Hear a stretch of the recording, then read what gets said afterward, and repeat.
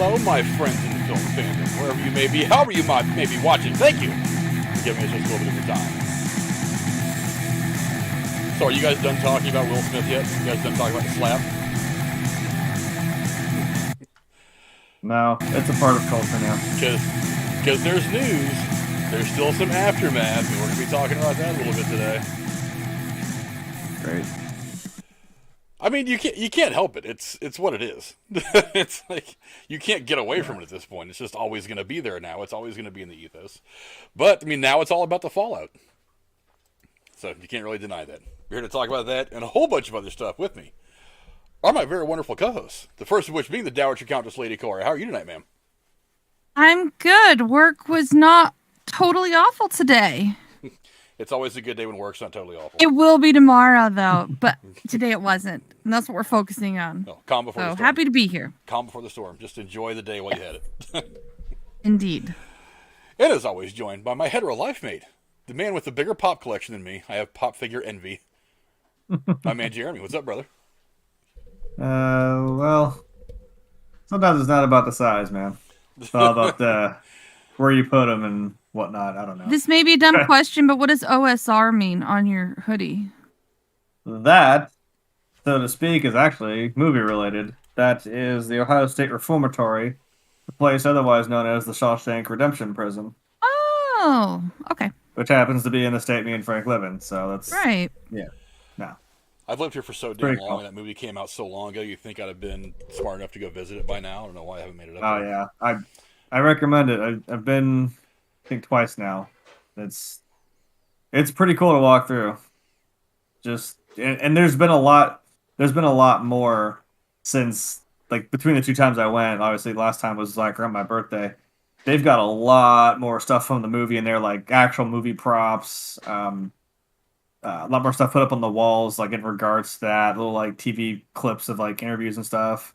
I'm still freaking out over like they had Morgan Freeman's actual like his hat that he wore in the movie. Like, oh wow, that was cool. Yeah, I definitely recommend it. I've actually been to the. You ever see that movie Down Periscope with Kelsey Grammer? It came out back in the 90s. Yes. That submarine is called the USS Pompano, and it's actually docked in San Francisco near Pier 39, where all the tourists and all that hang out.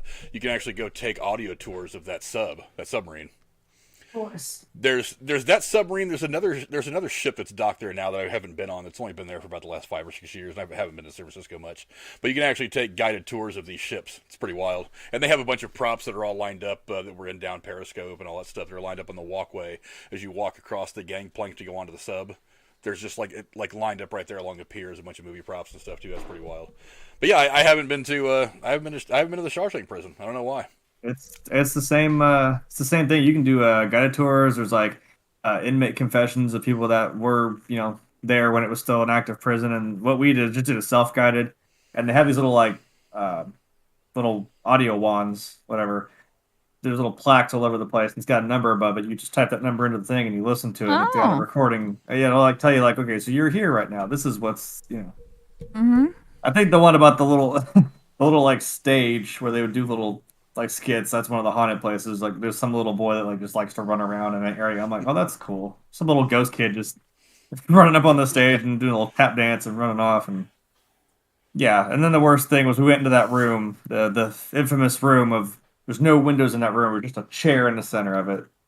And it's the creepiest damn, like we sat in and we're like, it's a good idea, let's just shut the lights off.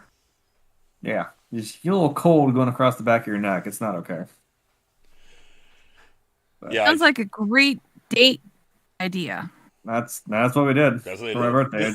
And her, I know I totally still have that video that I've not done anything with. Just don't propose there. That would be a creepy place to propose. Feel a little weird. It would be perfect for Jeremy and Rachel though. It's like it would fit. Maybe it would. It's like some people, it's like, yeah, they want that nice picnic in Central Park or some bullshit. And some people are like, I want to be in a graveyard when somebody proposes to me. Because that's just totally who I am. Yeah, I want to be in a prison of people that used to light themselves on fire in their own cells. Stuff like that. Because they were going insane. It just sets the mood, doesn't it? What a wonderful, wonderful way to start the show. That was a good question. I mean, yeah, that does really, That Well, works. I mean, the main topic tonight is the very emo The Crow movie, so I mean, I guess it's kind of fitting. Yeah, that works for me. Fine. That was kind You of got me. that was the birth of emo. Really, was that movie? I think that was kind of really what pushed it all into the mainstream. But before we get to that, we have a whole lot of other stuff to get into.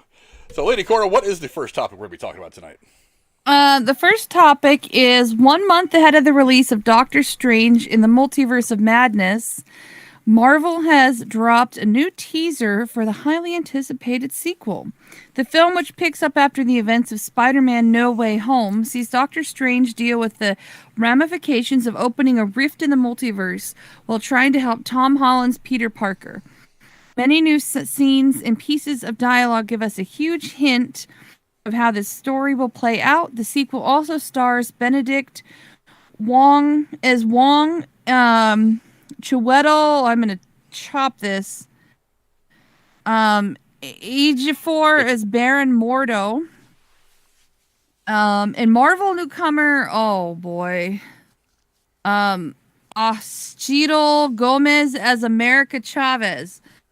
Sorry about that to you folks who I said your names wrong. Jeremy, what do you think of the most recent trailer? Well, it definitely opened my third eye because I didn't expect that to just come out of nowhere on Doctor Strange. It didn't really. I don't know. Didn't. It's a trailer. I don't really, and I know trailer is kind of a dirty word now because I mean now we're like, well, I don't know if that's going to actually happen. Maybe he won't have a third eye in the movie. Maybe we saw a lot. We kind of saw a little more candid shots of Wanda, but I mean maybe she's like Michael Keaton. She's just not in the fucking movie at all until the end or whatever. I don't know. It didn't really tell me much, I guess. A couple of the same scenes here and there. They had that weird little moment between Strange and Wanda. I don't know what that was. Well, we did ask Frank if he thought they'd have another one before the movie release, and you did think they might have one more, so... I still think there's one more big trailer coming, to be honest. Really? Yeah. We still got about another month, right? So. Oh, yeah. There's going to be one more trailer that pops. One big one that's going to really screw things up.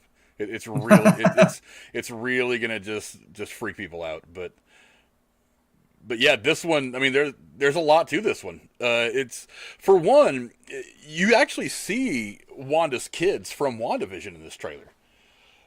But that kind of led me to a lot of questions, because the way that we last see Wanda in that post-credit scene of the last episode of WandaVision is that she's either trying to find some way to manifest her kids in reality so that she can have her kids, or she's trying to figure out if they exist in some other dimension or reality that she can either go there or pull them from there or whatever. That was kind of my take from it all. But they don't really exist as far as we know. So I don't know I don't know if her kids being there, if they're just kind of cameos, a little bit of connective tissue from the events of this film to go all the way back to WandaVision, or what, because I don't really know how it's going to work. Because, again, her kids never really existed. They were all a figment of her imagination. Them, Vision, and most of all what went on was really just Wanda's mental break that manifested itself in physical form. So I don't really know how that's going to work. That's interesting to me. The other thing I found out about this is, and I might be getting into a little bit of spoilery area here for this movie, so if you don't want to hear it, you might want to hit the mute button right now. Because I don't know whether this is true. Yeah, earmuffs, Jeremy, earmuffs. But... Yeah. But I'm listening is what I'm doing. There's supposedly a lot of variants in this movie. Oh, crap. I've read that. I mean, because we've already heard the stuff about Tom Cruise playing maybe a variant of Tony Stark. We've already seen a couple different versions of Wanda in the trailers.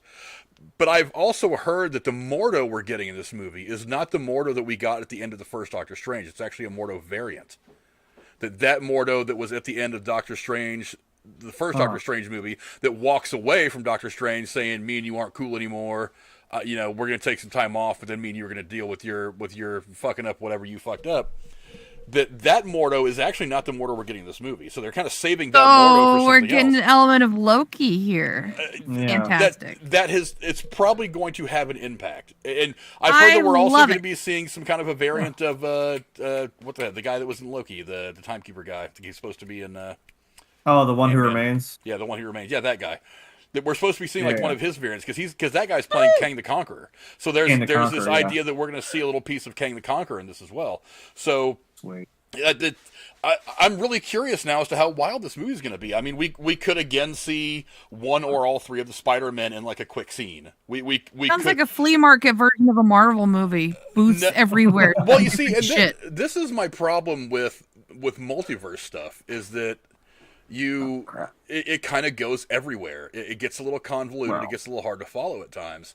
That's why I think you got to be really, really careful at how you do it. Now, if I don't want the multiverse to become something that is commonplace in the MCU anymore, because they managed to make it work in the CW stuff for the DC stuff, but they're only really using it in the DC entertainment universe, the movie universe, because they're trying to reset their entire damn universe because they've screwed everything up to this point. So they're trying to give themselves a new starting point. So.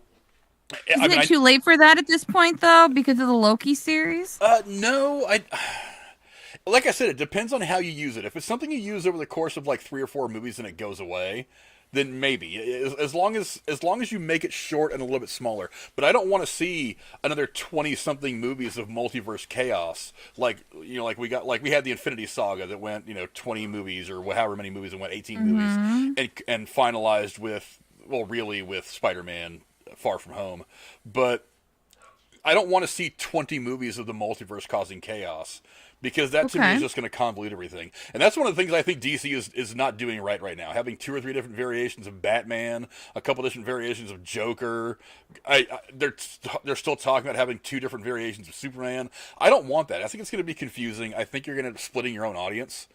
It just doesn't make much sense to me. But I mean, if it ends here and there's no more multiverse in the MCU after this, I'll be okay. But I don't want that to become kind of the regular thing, because to me it seems like it's going to be harder to keep track of individual storylines if you've got all this craziness going on with 5 different Doctor Stranges, 6 different Wandas, a whole new version of Tony Stark, whatever going on, blah blah blah. It's just going to get too convoluted and crazy and hard to follow, and I think it's going to hurt the brand. That's my thought. But I can't deny it. This movie looks fucking wild. And despite the fact that I'm not a big fan of multiverses, I still want to see it because it is the finality of everything that we saw, starting with WandaVision, getting involved with Loki, obviously Spider-Man No Way Home, and now this. This is supposed to be the culmination of all that. And I want the payoff. And we still haven't even asked ourselves one of the biggest questions we had at the end of WandaVision. Where the hell did the White Vision go? That's gotten I want to know. That's gotten lost in all the chaos that happened over Spider-Man and this movie. That's kind of gotten lost in everything, and that's a big question that needs to be answered as well. Agreed. But yeah, like I said, a lot of crazy stuff. The 3-eyed Doctor Strange was kind of wild. I'm just give me the movie. I mean, honestly, I wouldn't be mad if they didn't give us another trailer. Just give us the movie. But I think there's going to be a couple more short trailers that come out, like the 15-30 second variety that are kind of filler for sporting events and whatnot. And I think there's going to be one more, probably like 1.5 or 2 minute long trailer that's going to come out, and it's just going to put all the pieces in place. Well, can I ask you a quick question? Yes. Do you think there's going to be a third Doctor Strange movie, or is this just going to be a segue into another season of Loki and another movie or another season for WandaVision? I mean... Well, there's always going to be another Doctor Strange movie. So this one's going to be a bunch of crazy, and then we'll have all these questions and have to wait. So I might as well wait for the third movie to come out. Well, I mean, I don't know. This movie is obviously going to have an impact on Doctor Strange as a standalone character moving forward. It's just how much of this movie is going to last over to the next movie. Because, like I said, everything I've heard a lot of spoilers about this movie. I don't know what's true. I don't know what's fake. There's one big one that I'm not going to put out there right now because if it's true, it's big. But it's this the idea that we're not getting the Mordor from the first movie means that the Mordor that is mad at Doctor Strange and is going around and killing all the other sorcerers because he thinks there's too many sorcerers in the world, and that's what has messed up magic. That situation is still out there for Doctor Strange to have to deal with. So he may be dealing with Mordor in this movie, but if he's not dealing with that particular Mordor that he became friends with and felt that this Mordor felt like Strange betrayed the sorcery and the magic and all that. That Mordor is still out there and is not the one we're going to be dealing with in this movie. This Mordor is going to have a totally different mindset, a totally different intentions towards Stephen Strange. So that storyline is still out there, and I feel like that's a pretty good place to take the third movie because it's just there. So yeah. I'm interested to see how this tees everything up for Doctor Strange moving forward. But yeah, there's definitely a lot to unpack from this trailer. Again, if you've heard some of the spoilery stuff that I've heard, it's a pretty big deal. So again, I don't know how true some of the spoilers I've heard are, but it was from the same place that I heard some of the Morbius spoilers from, and the vast majority of those ended up being true. So I was gonna say that, like, whatever. If it's from the same place we found out that's a problem because those were end up being true. I think I think all but maybe one or two small details that I got from that ended up being true. So I mean, but we'll see. But the truth is, it's like if these spoilers end up being true, it's still gonna be a crazy, insane, awesome movie. There's gonna be a whole lot going on. So, and if you think about it, you don't really need to spend a lot of time setting up any characters. I mean, you got the new girl. I think it's Zochiti Gomez, and let me apologize to you right now, Cora, for making you pronounce so many difficult names in the first. I'm up for the challenge. All good. It's Chiwetel Ejiofor is the first guy. That's the first name. I've said his name enough, but yeah, the new one I was like, oh god, good luck, Cora. It's your problem. I'm kind of feeding you to the wolves on this one. Good luck. It's all good. I'll take it. But yeah, you're only going to really have to set up really that one character. Everybody else we already know. We already know Mordor. We already know Doctor Strange. We already know Wanda. It's like so you don't have to spend a lot of time introducing us to anybody new except for this one character, and then it's right off to the races. And this movie I've heard is a little over 2 hours long. That's it. I mean that's not bad. A little over 2 hours. I mean, it could have been complaining. 3. I think a lot to cover, so I mean, I think that's about right. 2 hours, maybe give or take, is about right. Give or take 15 minutes, I think is about right. I'm hoping for more than 2, but if it's right at 2 or somewhere around there, I'll be happy. Because remember, this isn't the end. This is just the second Doctor Strange movie. There's going to be more Doctor Strange coming in the next few years. I just want more Loki. I want to know what happens. So bad. We'll be getting there eventually. They've already said they're doing a second season, so it's just a matter of getting in front of a camera, getting it all written. I'm sure we'll be hearing some news about that at some point this year. At some point this calendar year, we'll be hearing more news about that, I think. I hope so. There's somebody at work that still calls me Loki just because that one time I wore the President Loki suit at work. Like, she just calls me that every single time now. And it's funny because that culminated from my job before I had this one. I don't even know why that particular supervisor just called me Loki for some reason. And this is back in maybe the maybe you don't know that you're a variant of Loki. That's what I'm saying. Maybe I don't. Could be. Maybe I don't know. Like if you guys see some border of light just zip in behind me and some the TVA comes walking through and I get yanked through, wouldn't know what happened. We'll send Rachel a message. Let her know you'd be late for dinner. Yeah, because I'm not either here or there now. But yeah, let us know what you guys think. Go down in the comments below. I mean, the Doctor Strange trailers are starting to get a little wild. They're starting to give us a lot about what the full body of the movie will be. And I would imagine there's one more big trailer that's going to pop. Probably here in about the next 2 weeks. And that's going to... And look, they're already... I don't know if you guys heard or not. They actually... they shut down AMC's ticket site. What? Like when tickets went on sale for pre-sale. AMC and Fandango and I think one or two other ticketing sites. They crashed. I mean, they fell apart. They weren't able to handle the onslaught of people. This is the one time in my life this small town in South Dakota will be handy because if they play it in the local theater, they don't sell tickets online. So you have to go down. Better make sure you're there quick. Right. Better get there first. Because the entire town will be there watching it. You better make sure you get there in time to get the good seats. Right in the middle, little bit ahead of halfway, so you get the good effect. But yeah, let us know what you guys think about Doctor Strange, and there's going to be another trailer popping. Another couple weeks, it's going to happen. Lady Cora, what's the next topic we're going to be going into tonight? Well, I hate talking about it, but everybody's talking about it. After several high-profile and public dust-ups, many studios and streamers have hit the brakes on every project starring Will Smith and Ezra Miller. Smith's Bad Boy 4, as well as other films in pre-production, have been all shelved, including Emancipation, a film he just finished filming for Apple TV. In the meantime, execs at Warner Brothers have been quoted as saying that there are high-level meetings discussing how to handle the long list of Miller's missteps, with many saying that he may never return to another WB property, including the DCEU. Frank, what do you think will happen with these projects? And did you know that the Academy moved up their meeting to Friday? Yeah, I was going to mention that because that actually just came out a few hours ago, and that's not a small thing.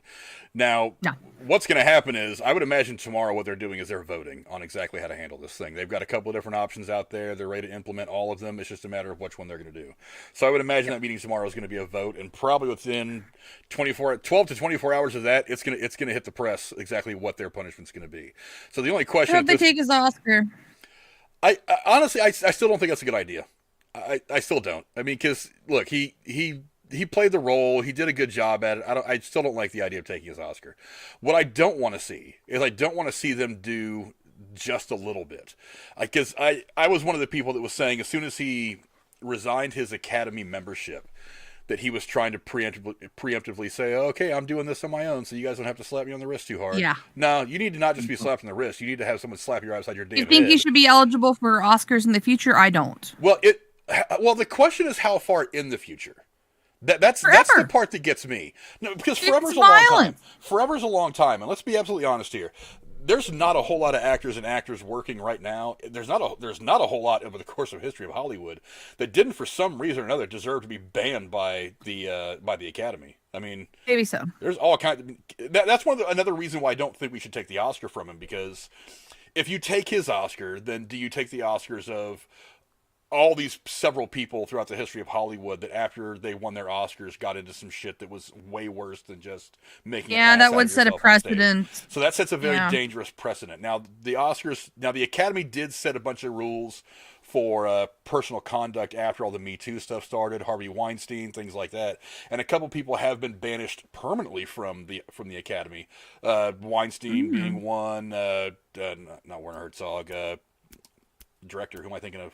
Roman Polanski's another one. Right. He's been banned from the Academy for life. Huey Herman. Actually, no, I don't think so.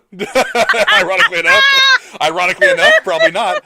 Not to the best of my knowledge, anyway. But here's what's probably going to happen. They're probably going to give him like a 3-year ban. To me, that's bullshit. Because the only movie he had that was going to come out in the next 2 or 3 years that was probably going to get him another Oscar nomination was this Emancipation movie that he did for Apple TV. Apple one? Yeah, for whatever the name of the thing, the Apple channel is. That's the one streaming service I refuse to buy because I don't. What about a 10-year ban? 10 years makes more sense. Because 10 years is probably going to cost him a couple of nominations and probably even an Oscar. And you have to make sure that he pays the legitimate price. So by saying, okay, we're going to ban you for 3 years, he's only going to put out one movie anyway. And if all this, and it may or may not get him nominated. We don't even know yet because we don't know if the movie's any good. I mean, from the sounds of this movie, he was definitely going for at least another nomination. But I mean, we don't know what movies are going to come out in the same Oscar year, whether it's going to be as good as any of those or not. So it's hard to know.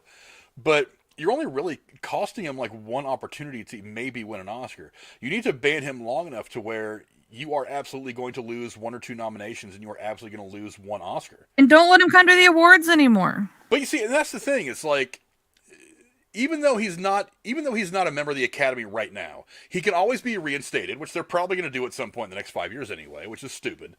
And who's to say that he won't just come as Jada's +1? It's like, I don't know what the rules on that are. I don't know what the rules on that are. So I mean, maybe there's a bylaw saying that even if she gets an invite, that he can't come. I don't really know the ins and outs of it all, but I mean, yeah. Honestly, I think that anything less than 5 years is a joke. They may as well have not done anything at all because it's equivalent to that. I think 10 years is where I would put it if you put the decision in my hands. I'm saying 10 years, you're not eligibly nominated for anything. But it's actually going to go beyond that now because something they've been talking about for the last couple of days is it's not just the Academy that's going to be punishing him probably. It's also, did you hear about SAG? SAG. Did that? I read the article.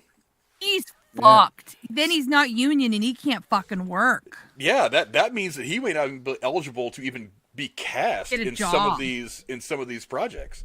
If they're That's what I'm union saying. You jobs, gotta- he ain't it. You got to be able to, like he's saying, you got to be able to feel the consequences of that shit. Because it's just the one thing I saw is that just his popularity amongst fans in general has just declined drastically since this. So I'm like, yeah, you got to feel the waves of that, of that action you took. You know what? Fucking don't let Jada come back either. Fuck them both. Yeah, I agree with that. I think whatever you levy against him should also go against Jada. But I mean, that's kind of getting into the weeds a little bit because she's Yeah, the more and more stuff comes out about this, the more and more I think she's probably the bigger. Well, Will. Speaking of house, I mean, really, their house has been like a greenhouse. It's not like you don't fucking know what's going on a little bit because you put it out there on a fucking talk show or whatever. I don't watch it. I don't know. You know what I mean? Like somebody at work they were closer to when it happened. Some guys at work were discussing it, and then you're talking about like their marriage, and the guy's like, "Well, that's their business." I'm like, "Yeah, it's their business, and everyone else's." When you put it out there every week on a talk show, like, yeah, I get what you're saying, but also it's not really, Yes, as far as him resigning from the Academy, the only thing it means, and I think I went over this on Derailed Sunday, he still gets to keep his Oscar for King Richard, which I don't have a problem with. He can still get invited to future Academy Award ceremonies, although I'm pretty sure they're going to leave him off the guest list for next year just to be safe. He can still be nominated for future consideration. That's the part that gets me. But he is no longer a voting member of the actors branch of the Academy, which would kind of suck. And he will no longer get movie screeners from the Academy, which isn't a big deal for him because I would imagine that Jada's probably a member of the Academy still, and she's getting screeners. Does it matter if he's kicked out of SAG? Because he can't get a job. Well, I mean, it will because the big thing about filming movies is unions. A lot of these are union projects, and if you're not a member of the union, that you're not allowed to work on some of these projects. Now, that's not to say he can't be in some stuff. It's like any independent film he wants to do, and a lot of actors are doing a lot of independent films kind of in their downtime just to try to really let their artistic juices flow, which I think is cool. But whoa. Who are you bringing your aggressive ass political shit here? Yeah, go get that stuff. I was going to get it anyway. Get the fuck out of here. But yeah, I mean, so a lot of it is, I mean, he won't, like, let's say they ask him to come back and reprise his role in Independence Day, Regurgence Part 2. He can't do it. It's a union thing. His not by union law is allowed to be in that film. So, yeah, it's... the SAG thing is the one that's going to hurt him the most at this point, I think. Honestly, my prediction right now is that the Academy's going to take the pussy way out. They're going to give him a 3-year ban, which doesn't really mean anything. It's going to cost him maybe one nomination. But it looks good on paper that they gave him a ban, even though it really doesn't do anything. Well, that's the thing is what they're going to say is, well, he resigned, so we're going to go ahead and just ban him for 3 years. Well, it's like the resignation doesn't mean anything. The worst thing about his resignation means he doesn't have a vote in the actors branch. That's it. That's the only real punishment, and he probably doesn't even care about that. I doubt he does. So, and like I said, the screeners. He's Will Smith. It's not like he can't make a couple of phone calls, get a screener, or whatever the hell movie he wants. He's just not going to get him from the Academy anymore. But yeah, he needs to have his ego dealt a big blow, and that doesn't happen unless you cost him at least an Oscar. So, but like I said, I mean, the only thing he had coming out in the next couple of years that I could think of was that one movie, Emancipation, which is already done filming, and it sounds interesting. It sounds like he was going for another Oscar nomination with that. So you might cost him that one, but I mean, unless you cost him a couple nominations and at least one statue, I just don't see how you're going to do any good with anything less than a 5-year ban. But that's just me. But also on the Will Smith front, let's see. He had a young adult book adaptation that was supposed to be co-starring JoJo Siwa, that little blonde-haired girl from the internet. I only know who she is because my stepdaughter likes to watch her and has a bunch of her products. But nice. She actually left that project, and that whole thing has since been scrapped, as far as I know. But the word on that is that all happened before the slap. It just hadn't been released yet. So, but still, but also, I mean, he had Bright 2 in the works at Netflix. That's done now. That's not going to happen, or they're just putting it on the back burner for a while. Bad Boys 4. He only had the first 40 pages of the script, but they've pulled that. This movie Fast and Loose, which actually had an interesting plot. I mean, he's a gangster who loses his memory. Is it about his wife? No, Damn it should be.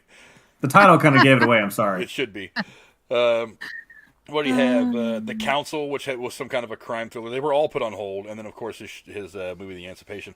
Not to mention, he also another thing that's been put on hold is he had a sequel to the Karate Kid movie that his son did a couple of years ago that was apparently about to get made, and that's on hold now too. Which I don't know why you would do that at all, because the Cobra Kai series is way better, and you're already a producer on that, even though you probably don't have anything to actually do with it. But yeah, whatever. I mean, they're going to do what they do to Will Smith. But moving on to Ezra Miller, boy, that guy, wow.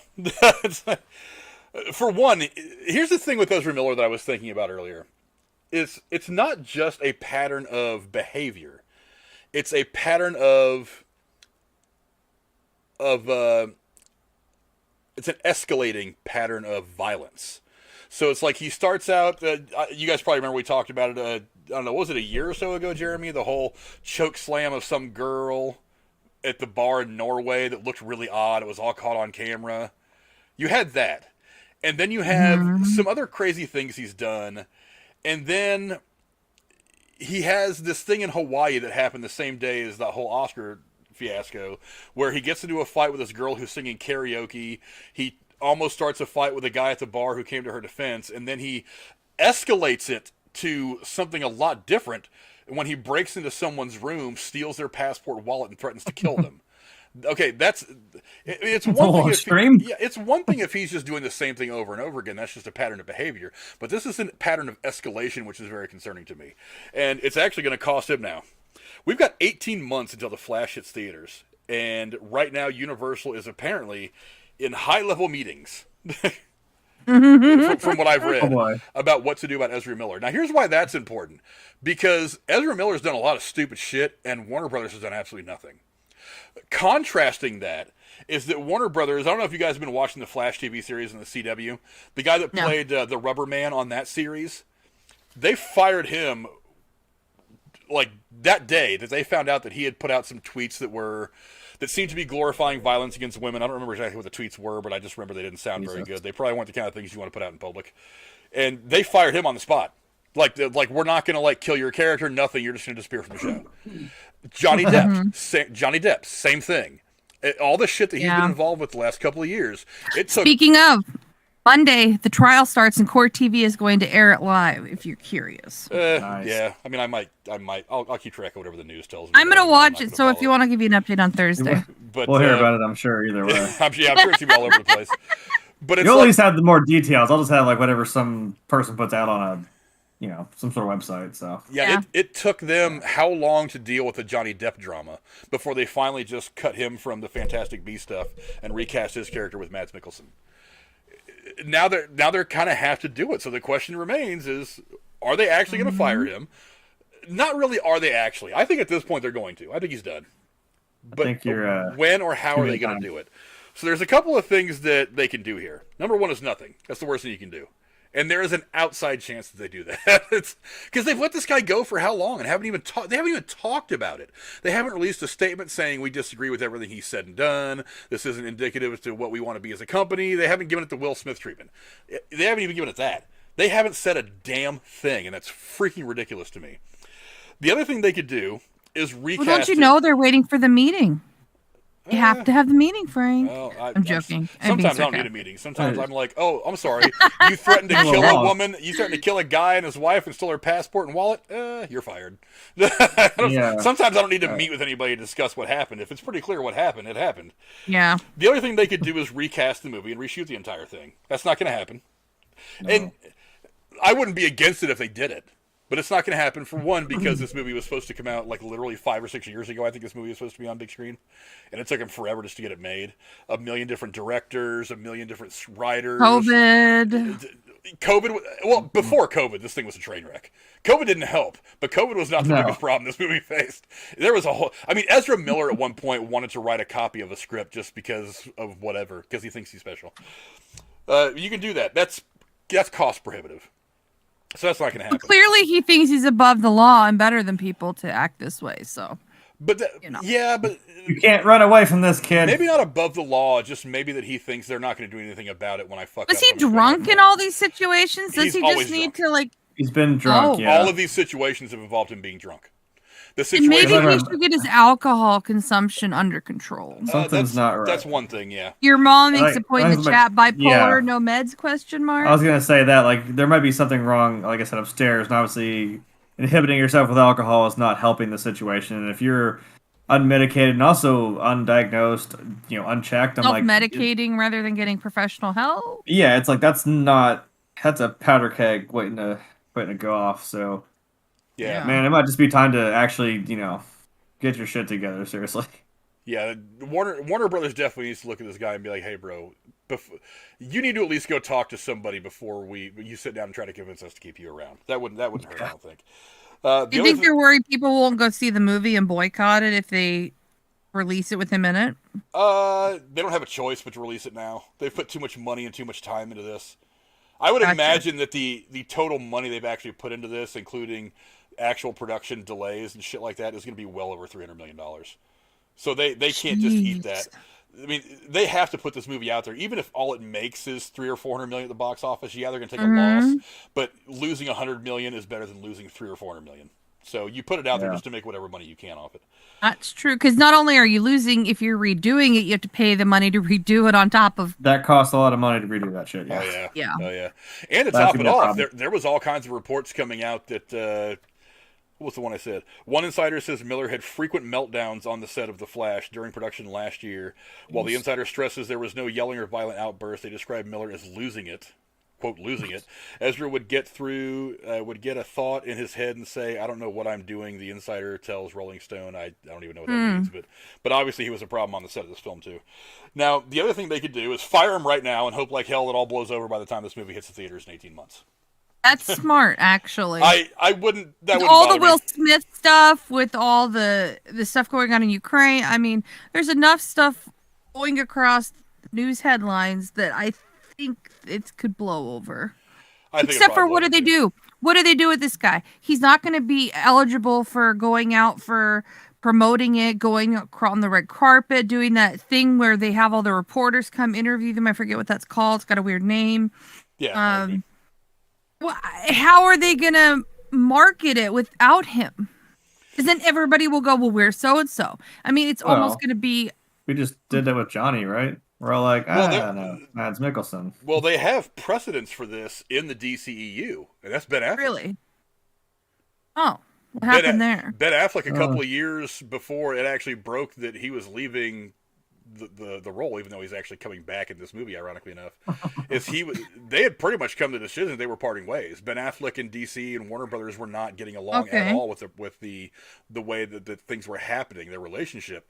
So they had agreed to like say, you know what, I'm done, I'm leaving. If you're not going to let me direct and star in the Batman movie that I want to make, and I've heard that script was fucking awesome. I still haven't been able to find a copy of it online yet, but I've heard it was amazing. If you're not going to let me make this movie the way I want to make it, then I'm just not going to stick around.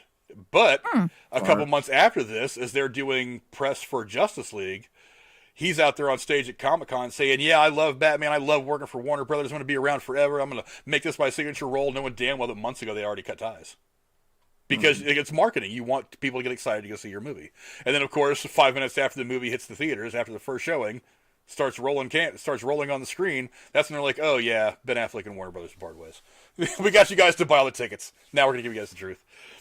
Well, and also But Henry they Cavill, didn't right? have Isn't to he not explain why he wasn't at the premiere and the junket. That's the word. Well, he went on the premieres and all that stuff, but Okay. Maybe it wasn't like the day of the release, but like shortly after the release, they were like, okay, we're parting ways. We're just done. But the one thing they could do, and this is what I think they're going to do, is they're going to release the film, they're going to get what they can out of it, and then they're going to fire him publicly. I would imagine that this is probably something. Again, this is kind of the Ben Affleck thing. They're going to look at him and say, "Hey, bro, you need to go out there. You need to sell this movie. You need to go do all your press obligations. Go do all the press junkets. You need to go let all these people interview you and say all these great things about the movie and how great the experience was and how much you love it. And then about a month after this thing drops on HBO Max, we're going to announce that we decided to part ways mutually, and that's going to be it. Which that's what I think they're going to do. Isn't that a long time between now and then? Like you said, a year. Yeah, but I mean, if you're worried about not being able to sell the movie because... Now, here's the thing. If I know that a TV show gets canceled and then they release the last season of that TV show on whatever, streaming services or on TV or whatever, my interest level automatically drops. because I'm not going to get invested into something I know is going to be there. I still, to this day, have not watched the last season of Jessica Jones on Netflix, or now Disney Plus, because right before that third season dropped, they announced is when they announced they were canceling pretty much all the Marvel Disney stuff, and I was like, well, why bother? Yeah. I watched the first half hour of the first episode, and I just never went back.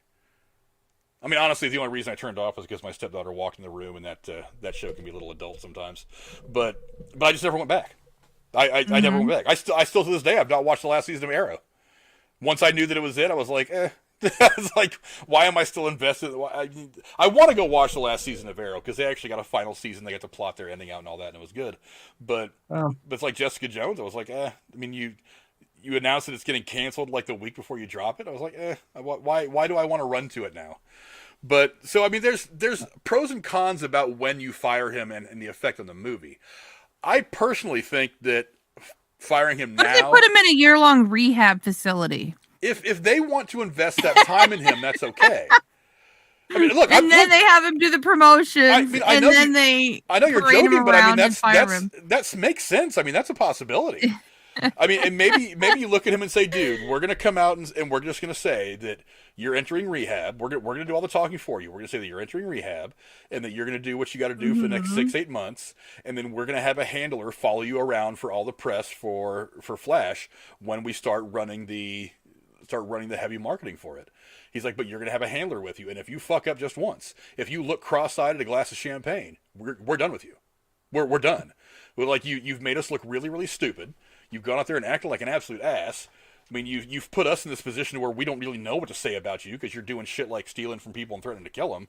It's like, you're going to do this our way or we're done with you. Now, that's a possibility, and I'm all for giving him a chance to try to make things right. But at the same time, I mean, there's not just a pattern of behavior, there's a pattern of escalating behavior. So the next time, what's going to happen? He actually goes up on stage and punches a girl because he doesn't like the way she was singing "Shallows." It's like that to me is way worse than anything Will Smith did. So, I mean, again, it's not just a pattern of behavior; it's a pattern of escalating behavior. So you got to look at this guy and be like, dude, if you don't stay in line, that's it, bro. You're done. But I think they're probably going to fire him after the film releases. I think they're done with him. Look, and we have not yet seen Fantastic Beasts. Remember, he's in that movie as well. So Warner Brothers is heavily invested in this guy. He's the Flash. He's in Fantastic Beasts, which I don't know if they're doing. Maybe they should just pretend like that movie Dave that he went into a coma. Hey. And send him off somewhere for a year. Whatever. And have him magically wake up right before. As long as he comes back sober and stops slapping women around on stage singing karaoke, I'm all for it. Maybe he ran so fast he just like froze himself in some weird carbonite block, and we're like, all right, we're gonna put you on hold for a second, dude. Just chill out, seriously. Just sit there and wiggle in time really, really fast, like Greg Gustin on the Flash TV show. Now, what I would do, I don't think they're gonna do this. What I would do, you've got 18 months, you've got time. I would sit Ezra Miller down and be like, okay, bro, you're done. Join the priesthood. Whatever you do, you're not doing it underneath the Warner Brothers banner anymore. You're done. We're done with you. We're going to cut our ties right now. And here's how we're going to do this. We will do what we have to do to make this financially right with you, but we're going to rewrite the third act of the movie. Your character is either going to die and someone else is going to take over as Barry Allen. Now remember, and Jeremy, you know this, Barry Allen is not the only Flash. There's actually 2 or 3 different characters that have been Flash. So you don't have to move forward with Barry Allen. Yeah. You could move forward with a couple of different people. That's what I keep saying. Like that's a character that you can, and we do have multiples of. So you can work it in some weird way to kind of exit his version of it and have someone else come in and take it. And that's as much as we're shitting on this multiverse thing, apparently, I'm like, that's kind of the nice failsafe of it. Is that, well, hey, we can have this person, or since Affleck's leaving, we're like, yeah, but we still have Keaton, we still have Pattinson, we still have people that are doing it. And you can kind of swap out here and there. Yeah, I would. So what I would, maybe since Henry Cavill's leaving, just give us the Nick Cage Superman for no reason. I don't care. Yeah. So yeah, really. Make it happen. McConaughey could do it. Totally. Oh no. He just finds out. He's like, all right. I'm about to run real fast. All right. You can run real fast in a Lincoln. Yeah.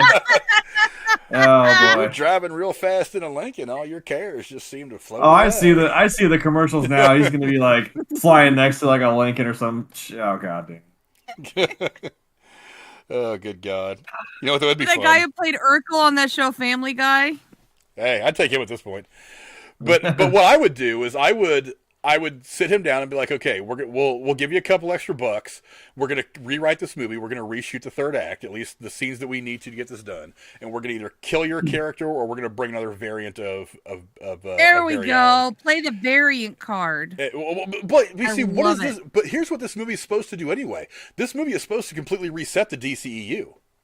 That's what they want this movie to do. Yeah. So you've got it out here. And you can, Yeah. because let's face it, you've got 18 months. There's usually 6 to 8 weeks of reshoots for every movie this size anyway.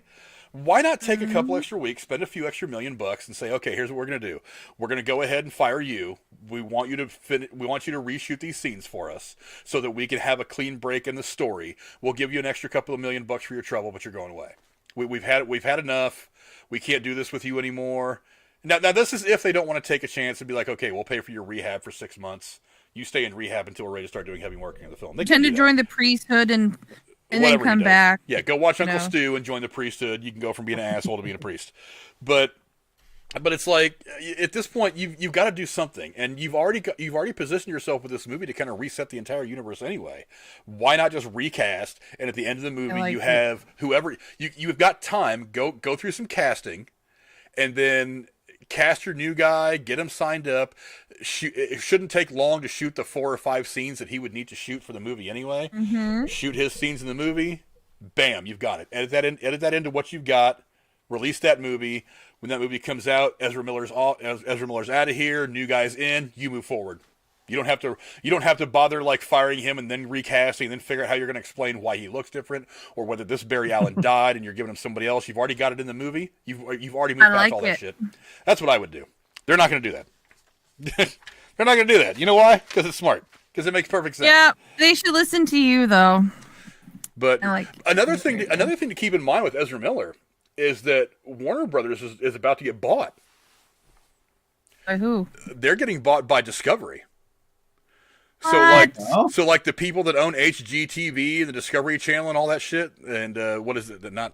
Does that mean all these TV shows are going to get movies now? I They're don't going know. to start putting DC stuff That's my on. point. Is we don't know what it means yet. Are they going to have Batman renovating houses against Joker and seeing which one looks better? Oh, Why not? goodness.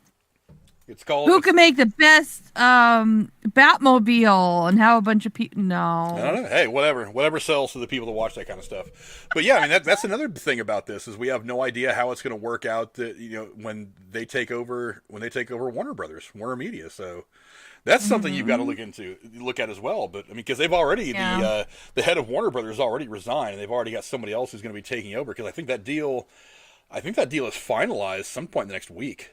And as soon as that deal is finalized, then they own Warner, and they can walk in there and fire everybody if they want. They've actually already told a lot of people to leave, and a lot of people already have left. They've already filled a lot of those vacancies. But yeah, I mean, that's something to take into account. But I don't know. I don't know what to do with either one of these guys anymore at this point. I mean, Will's going to work his stuff out. Ezra, whatever. He needs to go to rehab and talk to a shrink or something. You need to work your shit out. You guys need to Well, at least we know he's a bad boy. Yeah, he's a bad boy for real. For life. Did you guys see the thing that came out a couple of days ago that Jada Pinkett had put on Instagram or something a year or so ago? Yes, it was from 2019. Andy Signor did a video about it. I was like, Jesus Christ. That makes me think that she's the problem. It did not look good. It did not look good. Thank you. I'm not even mad at Will anymore. I'm not even mad at Will anymore. In his house, minding his own business. I feel sorry sitting for on him. his phone. She sticks a phone in his face and goes, "Let's talk about this." And he's like, he just goes, "Well, maybe you shouldn't just stick a phone in my face and put me on the internet when I don't want to be on the internet." Basically, is what he said. And don't use me for your social media. Like, whoa. That's what I keep saying. Is I'm like, look, it wasn't a smart idea. That was a dumb thing to do. But I feel He has to own that he stayed in that marriage and take no. responsibility. But I'm saying for his choice. I feel more bad for the dude because I get it. I don't know. I feel the same beats. I'm getting the same triggers from Jada that I'm like, trust me. I've been in a really narcissistic relationship with somebody, like mentally and emotionally abusive. Like weirdly, if I you hit feel somebody, does it warrant you hitting somebody and getting No, that's what I'm exposed saying. for it? I'm not saying what he Okay. did was right. That's what I was prefacing. Like, yes, that was stupid. But I'm more so seeing like, okay, I think a root of your problem, at least a big part of it, is her. Oh yeah. I mean, Yeah. again, yeah. And I guess to be fair, at the end of the day, your marriage is your marriage. That's your guys'. Do what Because you he want could to do have with it. chosen years ago. Because this video came out in 2000, and she posted it on her social media and left it there. That was 3 years, Yeah. 4 years I'm like, ago. man, don't let her bring you down, man. Don't. I know he said like love makes you do crazy stuff. I'm like that. I feel like trust me, that's don't make that an excuse. Like that's no, dude. You don't have to take this shit from her. I'm You should sorry. just. It seems like he wants a true personal life, and she doesn't. She wants her whole life you're to be both pretty used to famous, promote though. their life, their professional life, and he Yeah. actually wants a private one. And if he wants a private life, then he shouldn't be going on stage and slapping people either. So Yeah, I don't know. You can the still answer. you can still do, you can still kind of have your own personal things you want to do, and you have your Amen public to your life, mother your in the movie. chat. Yeah, I don't know. I get what you're saying. It makes sense a little bit, but it doesn't mean that he shouldn't take responsibility for what he did. But yeah. No, I feel like it's not healthy, man. Like the best thing, like I said, that I ever did for that was took that person out of my life, and I haven't talked to them since like 20. I remember exactly when it was, actually. Funny enough, it was when The Force Awakens released. I don't know why I remember that, but that's exactly. I remember coming home after watching that movie, and then like boom, that point I had cut them off since then, and accidentally ran into them about a year ago. And it's funny, I saw like a TikTok Wow. of someone who's like, "Hey, did you ever have a narcissist in your life that you cut out?" Well, guess what? They haven't changed, and I'm like, it's funny, they still haven't.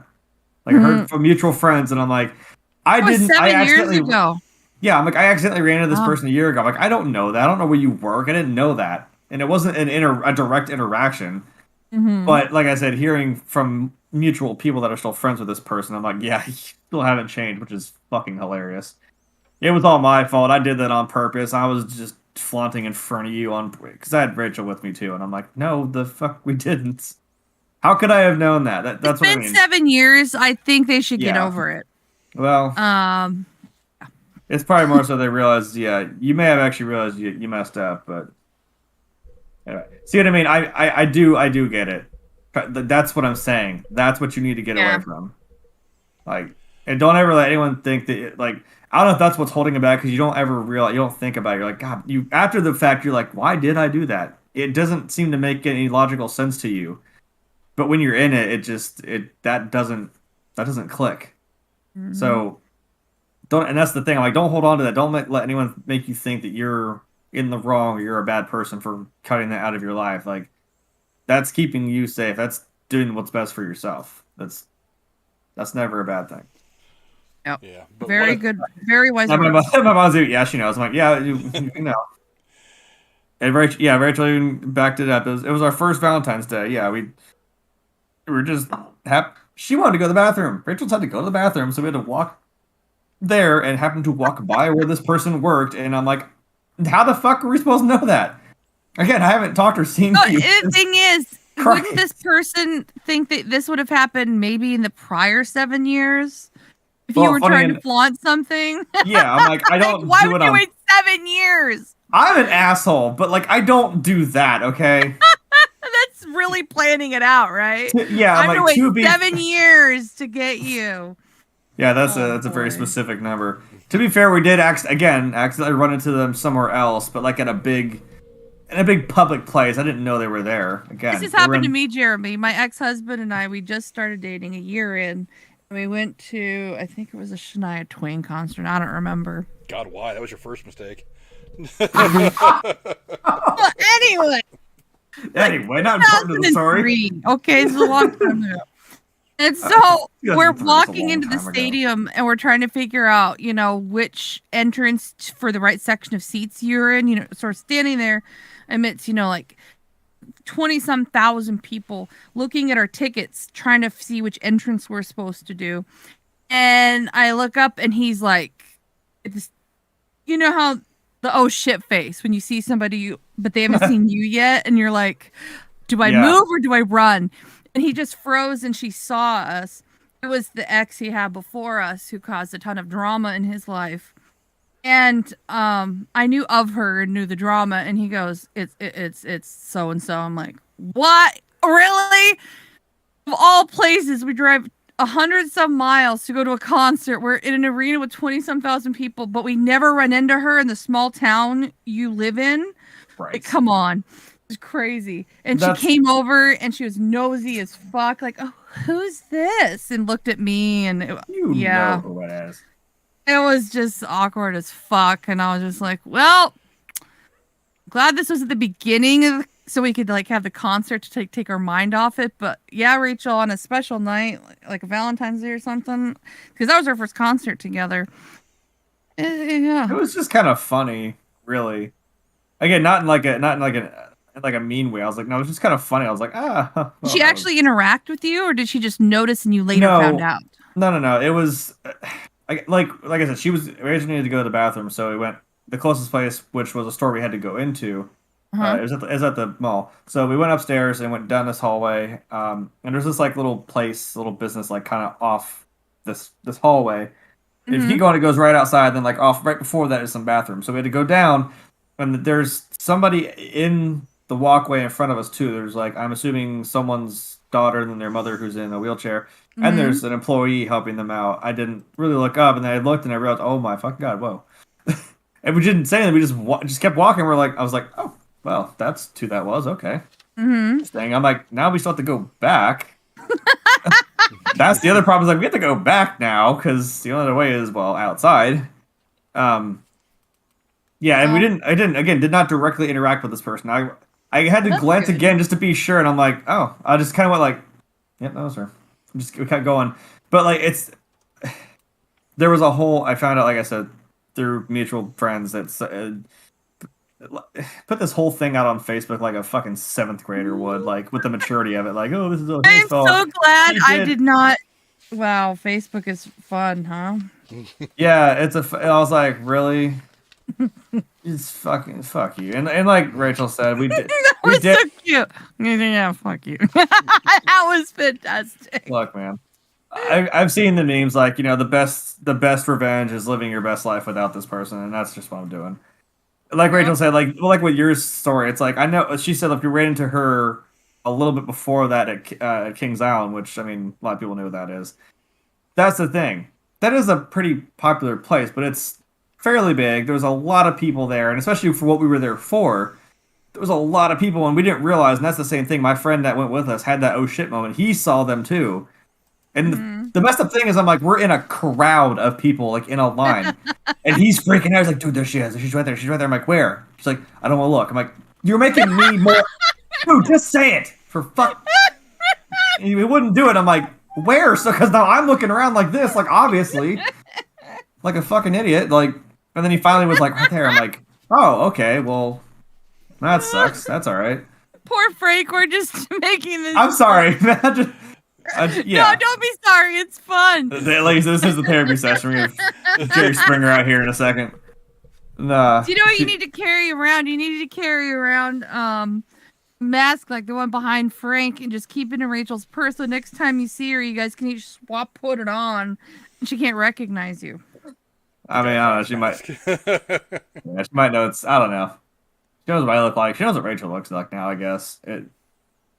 Still, who knows? It's just dumb. I'm just saying the odds of like running into you at a very public place at the same time for the same thing, no less. Now poor Ezra and Will are gonna be like the ones that nobody wants to talk to, and when they see them, they go, "Oh God, I hope they don't come talk to me. I can't be seen talking to them." Yeah. Oh. Well, that was a fun little trip down memory lane. I can just laugh about it. I don't.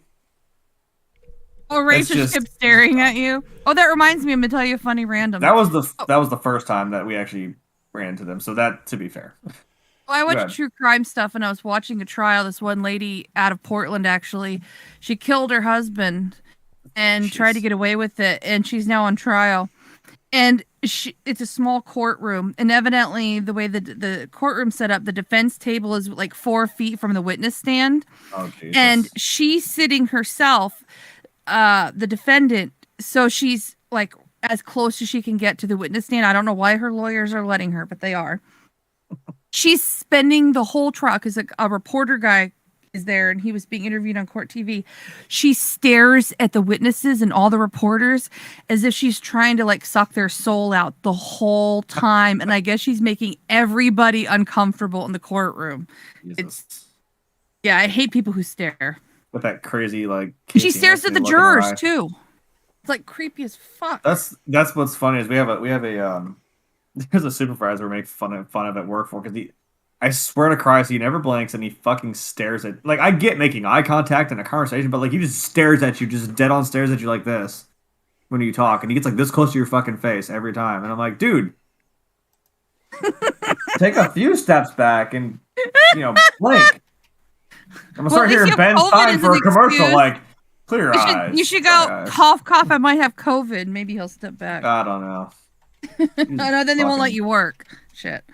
Fucking weirdo. Yeah. He's not my supervisor like anymore directly, so I did say something a little loud once when I was transferring to a different area. I was like, "Nah, he ain't gonna let me leave because he ain't had time to fuck with me yet." And I realized he was right next to me in the lane. I was like, "Oh, well." I kind of didn't. I was like, "Fuck him." He heard what I said. I hope he heard what I said. I mean, I meant what I said. Dickhead. Frank, you got any fun stories you want to share? Oh no. That's a whole other stream. Funny we start doing you this. At work this week? Come on, there's got to be one. No. Out of one. Work is serious. I take work seriously. I'm trying to make money at work. I come here to have fun with you guys. So no more people answering the door naked? That hasn't happened lately. Oh no. Well, it's not warm out yet. I'm very happy it hasn't happened, but I mean, it's gonna get warm out again, and people are gonna start doing it. Hopefully, just a hot rush. Well, poor Jeremy. But now that that's your tip. But now that the therapy session is over, and we've all overshared way too much.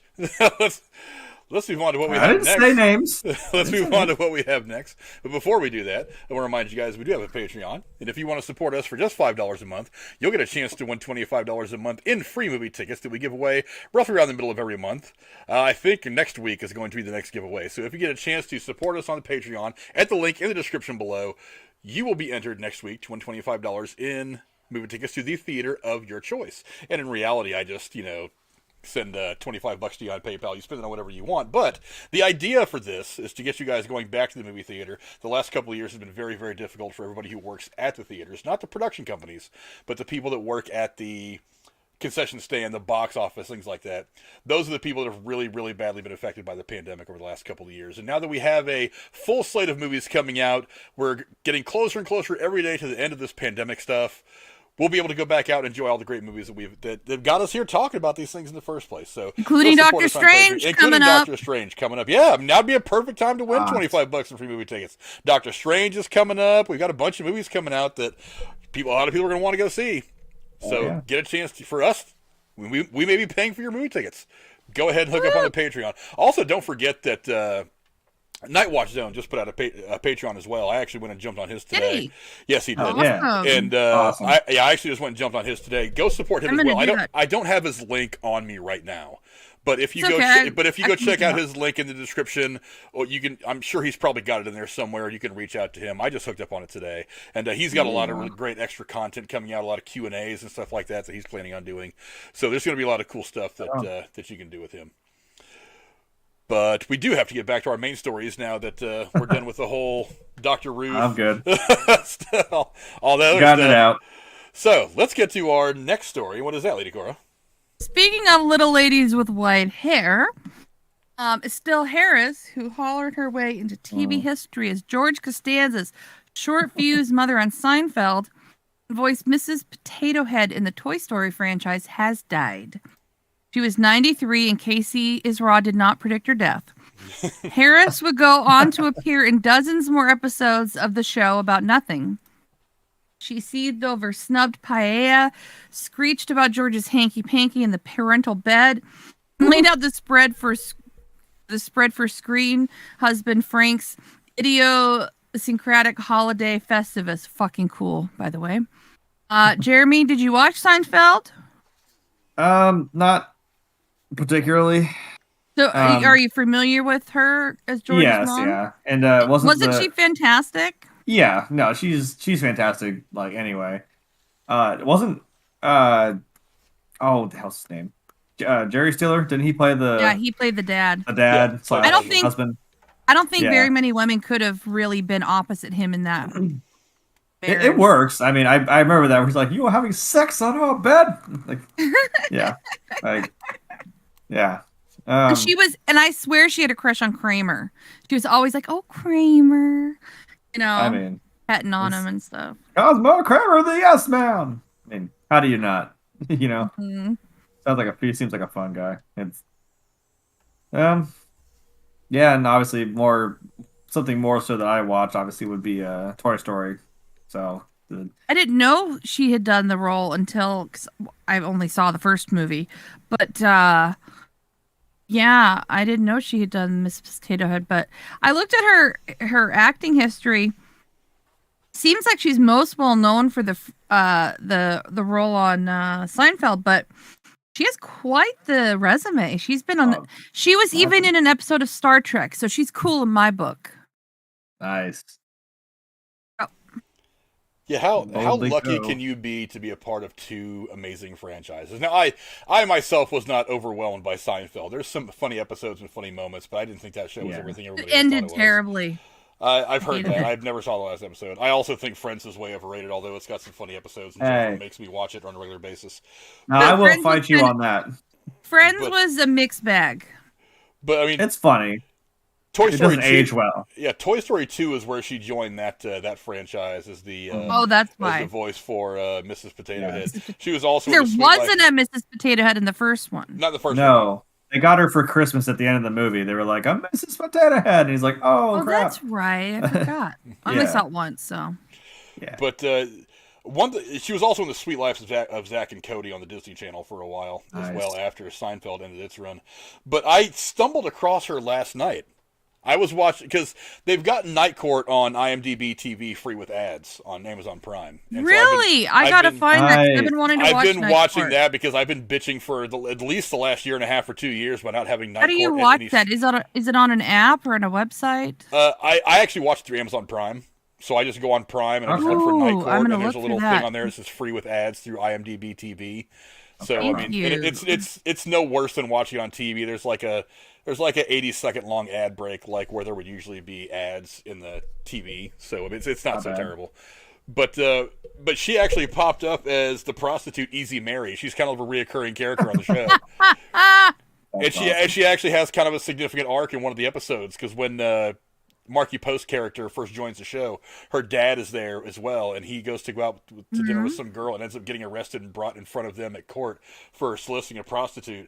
And it turns out, and you end up finding out over the course of the show that this character of Easy Mary was actually a friend of his from childhood, and they just kind of ran into each other, were talking, and cops thought that he was trying to solicit her because she was a known prostitute. Watch now with ads, and you get up to all the seasons. Yeah, all of them. Fucking cool! I know, right? I know what I'm watching tonight. But I'm into season. Are you watching it straight through or just random? I'm watching it straight through. I started episode 1. Where are you at? I'm somewhere in season, I think 4. I'm going to catch up to you. We should do a video at the end of it after watching all of it. We could do like a quick breakdown of it one night. But she's been in that. She was also in Once Upon a Time in America, the Sergio Leone gangland epic. Never heard of it. It's a good movie. It's a classic. Once Upon a Time in America. It's one that I've thought about doing a retro review on for a long time now. But I mean, she didn't even really start acting until kind of late in life. She had started acting for a while and then gave it up to raise her family and to be a wife and all that. But she stayed active doing things like theater and things like that locally. And she got involved. I wondered if she'd done live theater. Yeah, then she got involved with some other acting troupes, and then eventually it just kind of grew from there. And then after her kids got grown, she eventually went back into it full time, and then stumbled into all the stuff that she ended up doing, like Seinfeld and Toy Story and all that stuff. So yeah, I mean, it's just a reminder that there is a vast a vast history of great artists, actors, directors, and everything from 30, 40, 50 years ago, even really before that, that if you're not taking the time to go back and check out some of this great stuff that the artists in Hollywood and television gave us, you're really not doing yourself, you're doing yourself a disservice. And there's some really if you're great stuff tired that of came cell out. phones and social media, it didn't exist back then. I These watched shows will take you away from that shit. I watched a couple episodes of the Brady Bunch the other day, and I was riveted. I was like, these shows are so much better. Can you imagine if they all had Instagram accounts? Oh, good God! They redid the Brady Bunch with 6 kids with Instagram accounts. I can imagine. I can imagine Greg Brady's first Instagram post: "Just banged out my stepmom." God damn it. Targeting my stepsister next. Look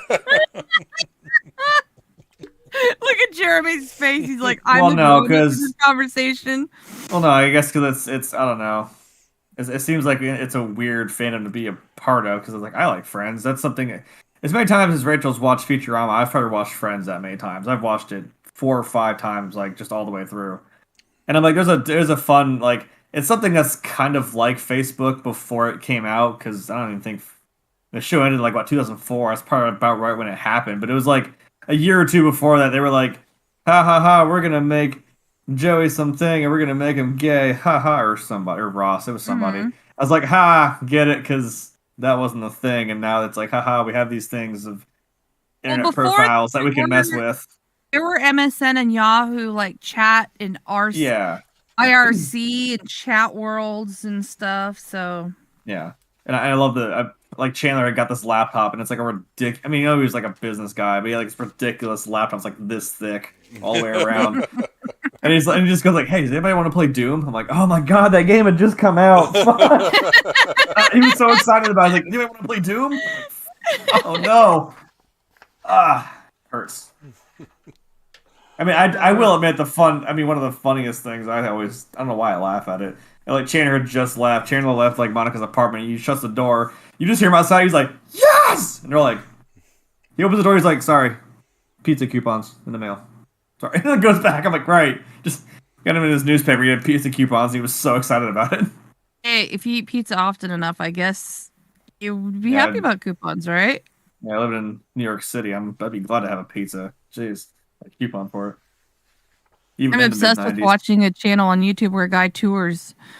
He's a real estate guy showing you what life in New York is like, and he shows you all the apartments and how much the rent is. Oh my god, you couldn't Well, like afford $1 million pizza. a month for like a 3x3 square. Yeah, probably.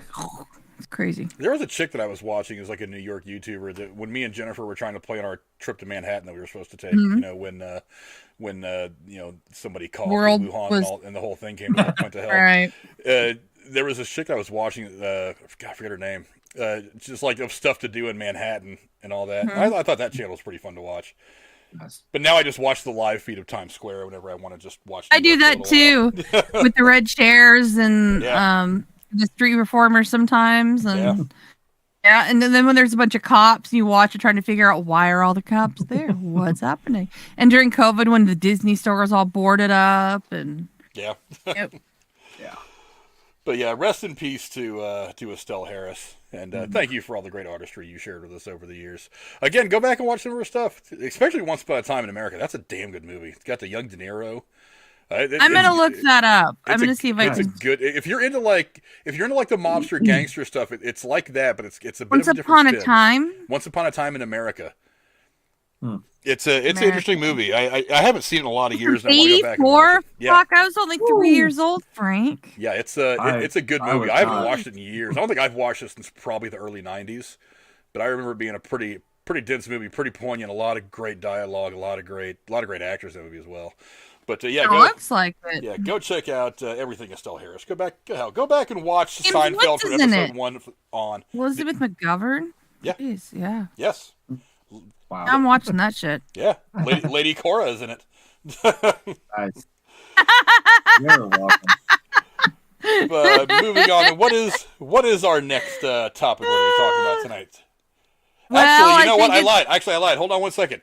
This is where I worked in Jeremy's unboxing. Jeremy I was has an about unboxing to say, I was like, I wait, think am I we have next? other things to attend to.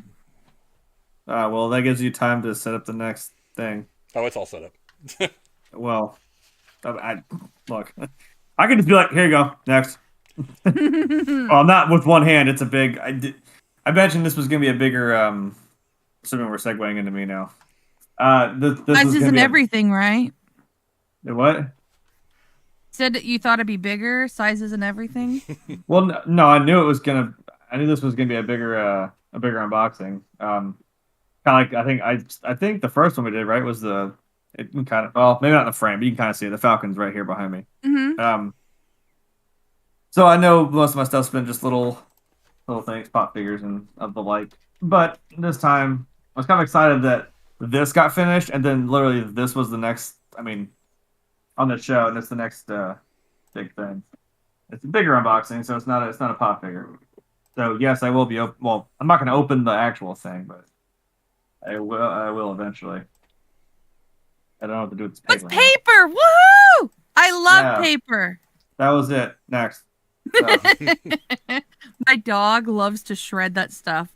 Those little 10-pound dachshund takes something like that and she shakes it. It's quite a thing. Yeah, Buttercup does that too. You give her some paper Aww. or something. You should save that paper and take it to Rachel's house. Well, that's the thing. If you actually give Buttercup a Christmas present or birthday present, she will sit there and actually like rip off the paper with her paws and like grab it and rip it apart. So cute. You can wrap up her presents, but she will open them. And if you need help, she'll help you. All right. Well, you just saw a quick glance of it. There it was. What is this? I didn't actually look at the bottom. Are you unpacking a box of shampoo from Amazon? No, I don't. No. Okay, that's just the legal whatnots, I suppose. Whatever. I don't know. Oh crap! No, I'm full screen. All right. Well, I usually have some sort of long-winded setup, and I don't even know how to. Well, I don't know. I was wearing Ghostbusters. I was wearing Ghostbusters, but that doesn't really. I don't know. That was the closest I could get, I suppose. It has nothing to do with that. It does technically when you think about what I'm about to say. Okay. Hit us with it. So I mean, it is it's another vehicle, but it's DeLorean. It's not a vehicle that needs roads. Nice. I guessed it. Good job. We don't need roads. Brain. Yeah. So, well, actually, speaking of that, yeah, there's the hover converted DeLorean on the back. My personal favorite. The reason why Ghostbusters makes sense is because I'm like, well, in Ready Player One, obviously Parsifal drives the time machine DeLorean, but it's outfitted with the Kit Rider from Knight Rider. Wow. On the front, and it was supposed to have the Ghostbusters logo on the doors, and it's got this weird like red and black and yellow caution tape around it too. That's the only other. Well, and it had the Knight Rider steering wheel in the book, but yeah, that's really the only difference. I'm like, yeah, Ghostbusters is as close as I get because I'm like, yeah, it was supposed to have it on the door, but not. Wow. This is just the actual one. I was totally guessing. I can't believe I got it right. I feel like I won the lottery, guys. Yeah. The cool thing about this is if I can get closer, it's actually 3-in-1. You could choose like which version of the car you want. You can do the original, which I'm probably pointing at the wrong one. Oh no. The original one with the lightning rod. Again, my personal favorite, which is the one I kind of want to do, is the hover converter one with the Mr. Fusion on the back. And then you got the one from the third movie. It is the dope one. I'm not gonna convert them back and forth. Are you kind of boxed in once you set it up? See, I don't know. And like I said, the third one here is with the white walled tires and the circuit board that goes across the hood. Huh? What I'm thinking is, I imagine you build it maybe like this. I imagine the wheels probably can turn in and out. I hope so. You can probably swap out the Mr. Fusion for the lightning rod, and then the circuit board can be like detached on and off the. I'm trying to go backwards here. Off the. This is actually the trunk, but you know what I mean. The hood, whatever. The front. I think you can swap it out pretty easily. It's cool. It's actually got a light brick, a brick that lights up. That made sense. Oh, nice. The flux capacitor actually like lights up inside the car. Oh, this is gonna be dope. Cool. I've always wanted a flux capacitor nightlight. That would be pretty sweet. There used to be like a little car charger that was like that. It looked like the flux capacitor. You got the hoverboard, the plutonium box with a little plutonium thing, the 2015 license plate, the banana peel he puts inside of it, and obviously Doc and Marty. Hell yeah. So that's gonna be the next build. I think what we're gonna do, um, since now we have the schedule changed a little bit. If you've been following me on Twitter, you should do that. I have it pinned to my profile. I don't really know when we should build this, but I agree with Rachel. Maybe we should wait until after Comic-Con, which is actually not this weekend, but the weekend after. Nice. Are you guys going? Oh, hell yeah. I actually just purchased the tickets today for all 3 days, and we just got the hotel. Is it in your area, or do you have to fly somewhere? Drive, because I'm from the Midwest. Okay. It's no. I have a buddy of mine who's the leader of the gaming crew I was a part of. I'm kind of a What big city permanent is member. the Comic-Con in? What?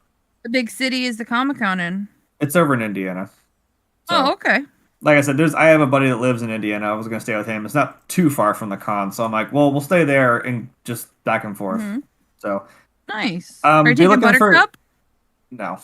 Aw, she'd be Nah. cute dressed up. Yeah, I was like, hey, wait a minute. You could go as Dorothy and get a little basket, and she could be Teddy. That'd work. I love it. Yeah, like my mom said, it's about 3 hours away, which that's not too bad to be honest.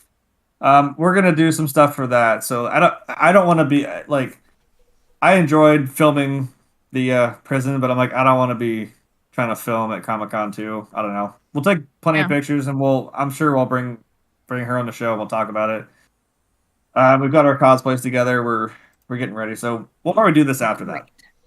Yeah, and talk about like maybe this will be like a one-off stream because this thing is 1,872, not 7,000 million. like that. Yeah, like that. So this could be like a quick stream. We could talk about the Comic-Con. That's to come. That was it. I still say you should do the Death Star. I know. Like I said, Zach wants to do the Star Destroyer, which is like 35,000 pieces. I'm like, I'm like, you can do that. I kind of hate that by proxy. It will help you, but if you want to drive yourself nuts with that, because that is a lot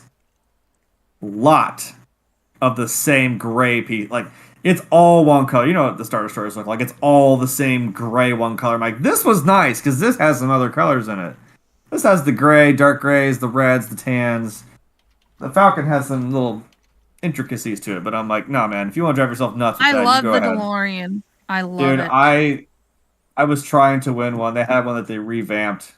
It was like beginning of this year. They like completely they took an old one and completely redid the engine, like upgraded it, made it kind of more there's a company specs and shit that networks with the people who own the working DeLoreans, and there's a website, and you can choose which one you want to rent. Ooh.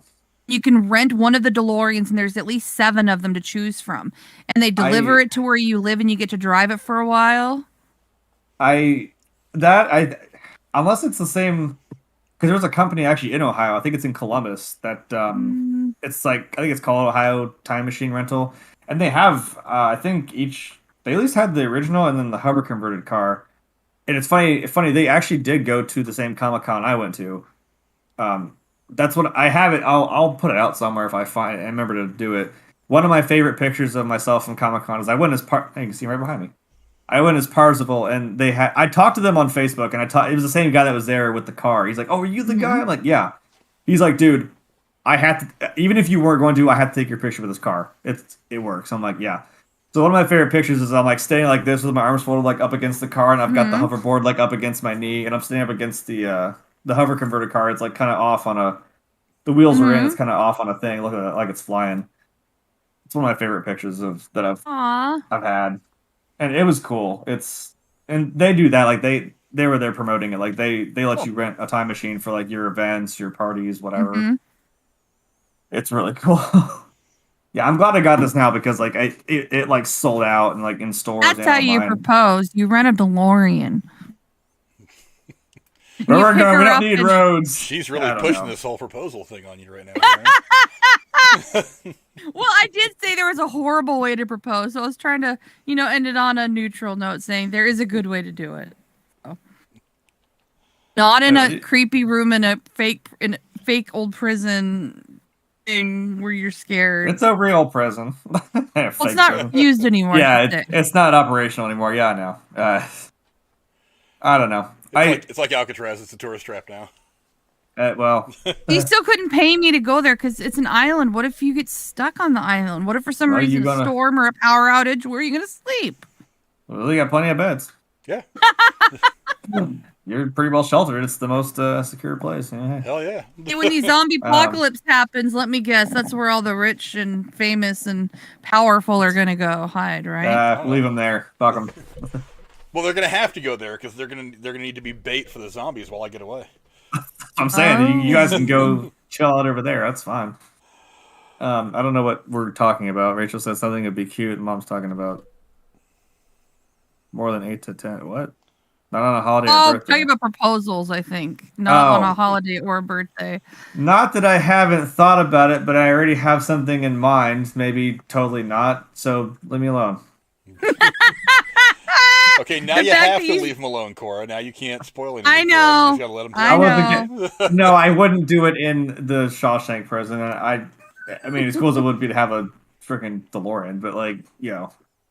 I didn't win the DeLorean, obviously. There was a thing, like I said, I didn't win that contest. I'm not mad, but because I would make mine like the one from the movie, not just. They say how cute it is. You have the little micro cans of soda. First, I thought you were drinking V8. No, this is actually Rachel's. I just stole one. Sorry.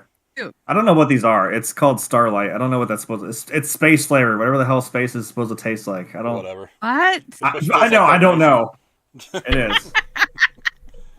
What space is supposed to taste? It tastes fruity. I don't know what space is supposed to. Oh, 8 to 10 weeks putting the Legos together. Yeah, it was 10. We had 10 episodes. At least 10 weeks of that. I thought you were talking about something. I was like, what? No, I thought of something already. Kind of that would actually be. It makes sense because it's something that's important to us. It's cool. We're gonna ruin it. A surprise. Jesus. Well, she's not listening. She won't know. No, I'm sure she's listening. I'm kidding. That's why I know. she's in the chat. She said she was doing her makeup for the con, as a test. I'm like, no, but she's listening. Trust me. Well, let's get Jeremy out of trouble now before Cora plans his wedding and picks baby names for them, and let's move on to our next topic. She's gonna roll up in the DeLorean here you go. You're welcome. I'll rent the DeLorean for you. There we go. If I see one pull up and the door just opens up and you come out, I'm like, God, fucker, really? All right, well, stop me if you've heard this one. After years of false starts and many rings of development hell, Crow appears ready to fly again. The new iteration of the 1994 supernatural action is on the runway and production is slated to begin in June.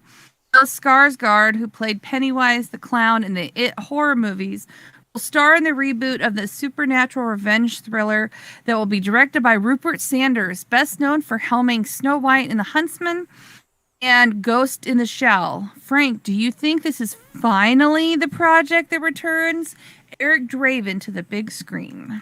I am cautiously optimistic. It's I agree. Do you want me to tell you how many names have been attached to this thing over the course of?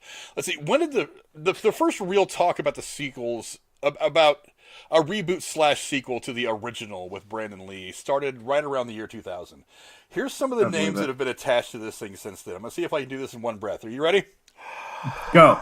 Bradley Cooper, Mark Wahlberg, Channing Tatum, Ryan Gosling, James McAvoy, Tom Hiddleston, Alexander Skarsgard, Luke Evans, Norman Reedus, Nicholas Hoult, Jack O'Connell, and most recently Jason Momoa. Ha!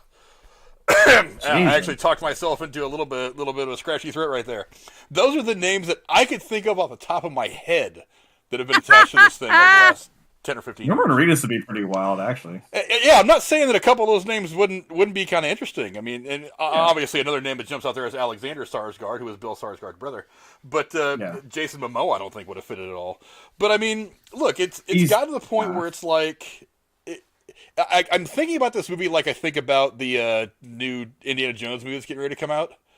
It's like I'll believe it when I see this thing pop up on a screen.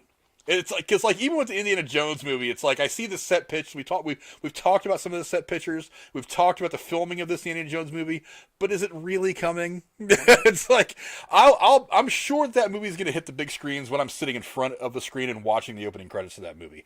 And I kind of feel the same way about this. Now, do I like the idea of Bill Skarsgård? Absolutely. I think he looks the part. And I think it's a really cool, weird story. I'm not the goth emo kind of fan of stuff like this, but I love that first movie that came out in the 90s. I thought it was amazing. Is it bad that I've never even seen it or know what it's about? Well, I mean, the movie is, God, what, 30 years old now? I was I was in 8th grade when it came out. Yeah, I mean, it's 25 years old, so it's not, it wouldn't surprise me, but I mean, this is one of those movies that has been.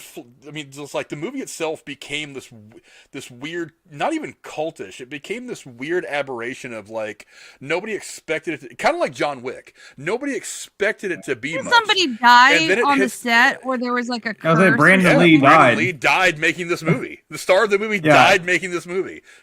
I was gonna say, well, my thought is, well, hopefully, Alec Baldwin's nowhere on set. And not surprisingly, I think, yeah. That's what happened. I'm like, as long as I make sure the fucking guns are unloaded. For fuck's sake. They need to put Will Smith at the gate and slap anybody who tries to come in that looks like Alec Baldwin. Yeah, Alec, out of here. Get out of here.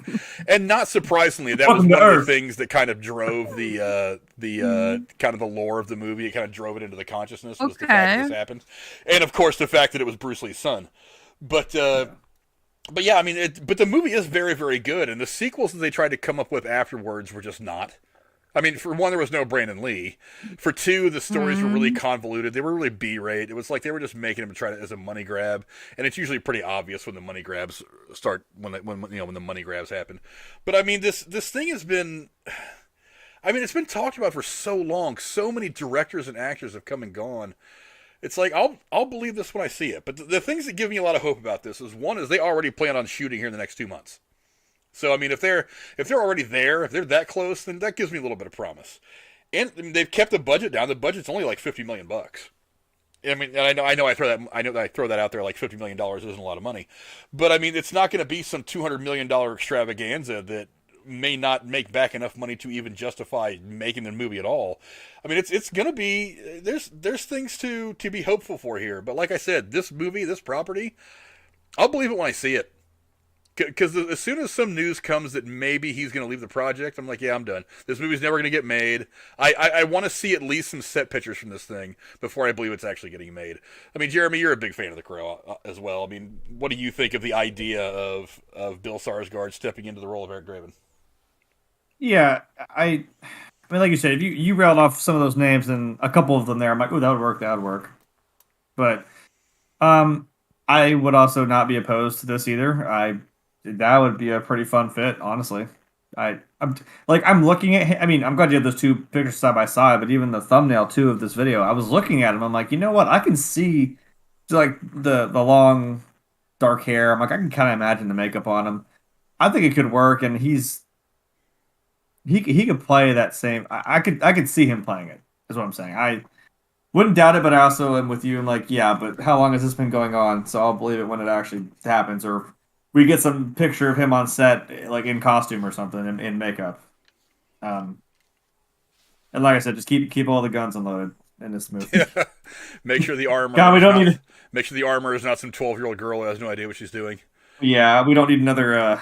We don't need to have that happen again. Yeah, but I see what you're saying. I mean, just looking at this picture side by side, he's got the look.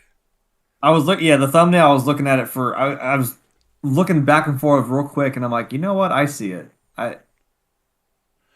If you think about it, there's some similarities between the look of Eric Draven right there and the It monster from It and Pennywise the Clown from It. Yeah, if he pulled his face down like that, he had that same scowl like he did in Pennywise. I'm like, I see it. So you can see some similarities structurally to his face, and it's like, yeah, I can see him with a little bit of that white paint on his face to kind of lighten him up a little bit more because he's white, and put him on the wig with the long hair. It's like that fits. That fits pretty well. Yeah. I'm with that. And he's also got something kind of dark and mysterious and stuff about his eyes, which I think is going to work really, really well, too. That's what I think if I would say anything that I was focusing on when I started looking back and forth. I was looking at his eyes, at like Draven's eyes, at Brandon Lee, and then looking over at Skarsgård. I'm like, I see it. Like if he stared at me in that same way that Brandon Lee's doing, I'd be like, no, okay, don't do that. You'd be like, ooh, do what you want me, Brandon Lee. All right, but, well, he can't because he's dead. Yeah, he can't. But Unfortunately, yeah, I mean, there's some things to be excited about. It's the guy that was one of the stewards to the original Crow film, Edward R. Pressman and Malcolm Gray. They were Gray was a co-producer on the 2019 Chadwick Boseman thriller 21 Bridges, which is actually a pretty good movie. Nice. He's involved in it as well, and he's been involved in the Crow from the very beginning since the Brandon Lee days. But yeah, I mean, I'm excited to see this, and it could look. Take a look at the sequels. Okay, The Crow, City of Angels was meh. It was aight. That was with Vincent Perez in the lead role. And then 1996, no, that was in 1996. Then they came out with The Crow Salvation in 2000 and The Crow Wicked Prayer in 2005 with Eric Mabus and Edward Furlong. That was probably the last thing Edward Furlong ever did was The Crow Wicked Prayer. Those movies were just not good at all. There was a late 90s TV series that didn't really go anywhere. But I mean... Furlong is actually going to be at the con I'm going to, so that's fun. Yeah, but I mean, the franchise is just not... I mean, Salvation wasn't terrible, but this entire franchise has just lagged really, really badly. But, right now, I mean, look, you can't beat Skarsgård right now. I mean, the It movies made $1.1 billion worldwide at the box office. He's also going to be in John Wick Chapter 4, which is currently filming. Can't wait for it. Yes, he's filming the action fantasy named Boy Kills World. And also, don't forget, he ironically voiced a character named Crow in Marvel's 2021 movie, The Eternals. So, well, yeah. If you were trying to be subtle. A little foreshadowing right there. Yeah. Bad movie. Yeah, but, look, the creativity and the talent's all here. But again, I mean, this whole project has been so maligned for so long. I'm like, maybe we should just let it die. It's like, put a do not resuscitate bracelet around this entire franchise and just let it die. As soon as it takes its last, I feel like remember it fondly. It does, yeah, because it does have that kind of not bad taste or bad juju about it. Because I'm like, yeah, because we know what happened, and it's just kind of unfortunate. It's a weird, and it's like you just can't beat that first movie. It's like it just is what it is. I don't know how to explain it, and it's the thing in the back of your head where like, yeah, man, like, and he's gone, so we can't. I don't know. It's not quite the same. Let's see. Hey, Internet Eric here says The Crow is my favorite movie of all time. Well, I know a lot of people actually think that. It's a lot of people, yeah. I'm all for a remake with Skarsgård. If it sucks, I'll never watch it again. True. If it doesn't, that's great. Yeah, that's the thing about reboots and remakes. If they remake it and it sucks, no problem. You always have the original to go back to, and the original is a very good movie. He says, but I'll believe it's happening once I see a teaser trailer. I'm not even sure I'll believe it then. It's like too many fan-made trailers. As they say, it's in the can. We're editing it. Yeah, like I said, when I've bought my ticket, I'm sitting in the theater seeing it, and I'm watching the opening credits roll. Then I'll believe it's actually getting made. Until then, no, not going to happen. Skarsgård is at least a better choice than Jason Momoa. I agree. I don't think Momoa would have fit. Look, and what's funny is I look at some of these names, and some of them feel like they would have fit. I mean, remember when Bradley Cooper was vampires? No, he's not a vampire. Is he a demon? A ghost? He's not a vampire. Well, he can't die. Which is ironic. Yeah. Okay. But I mean, when Bradley Cooper was involved in it, it was a fairly young Bradley Cooper, so that could have worked. Mark Wahlberg, no. Channing Tatum, no. Maybe Ryan Gosling, but it wouldn't have been so much goth as it would. I'm sure Ryan Gosling would have been more of a. They would have made it a little more teeny bopper. They would have made it appeal to the 14-year-old girls. That probably wouldn't have worked out very well. James McAvoy is an interesting name. Tom Hiddleston. I don't know. I don't know. A young Tom Hiddleston. It'd be emo Loki is what it would be. Yeah, Tom Hiddleston now I don't think would have worked. Alexander Skarsgård's a good actor. If you'd have got him in his younger days, that might have worked. Luke Evans, I'm not really seeing Luke Evans. Nicholas Hoult, I think, could have pulled it off. I like Nicholas Hoult. He can do it. Have you ever seen the movie, what the hell is it? Not iZombie. What the hell is it? Not the show, yeah. No, It's not the show, the movie. There was a movie where it was one of his first big films. This is before he played Beast in the newer X-Men stuff. But he played the zombie that is slowly coming back to life in that movie. I forget the name of the movie. I'd have to look it up. Oh, you're talking about fucking Warm Bodies? Yes, Warm Bodies. That's it. That's the one. Oh yeah, and he wasn't bad in that movie. And he would have kind of the similar look, but with like longer hair.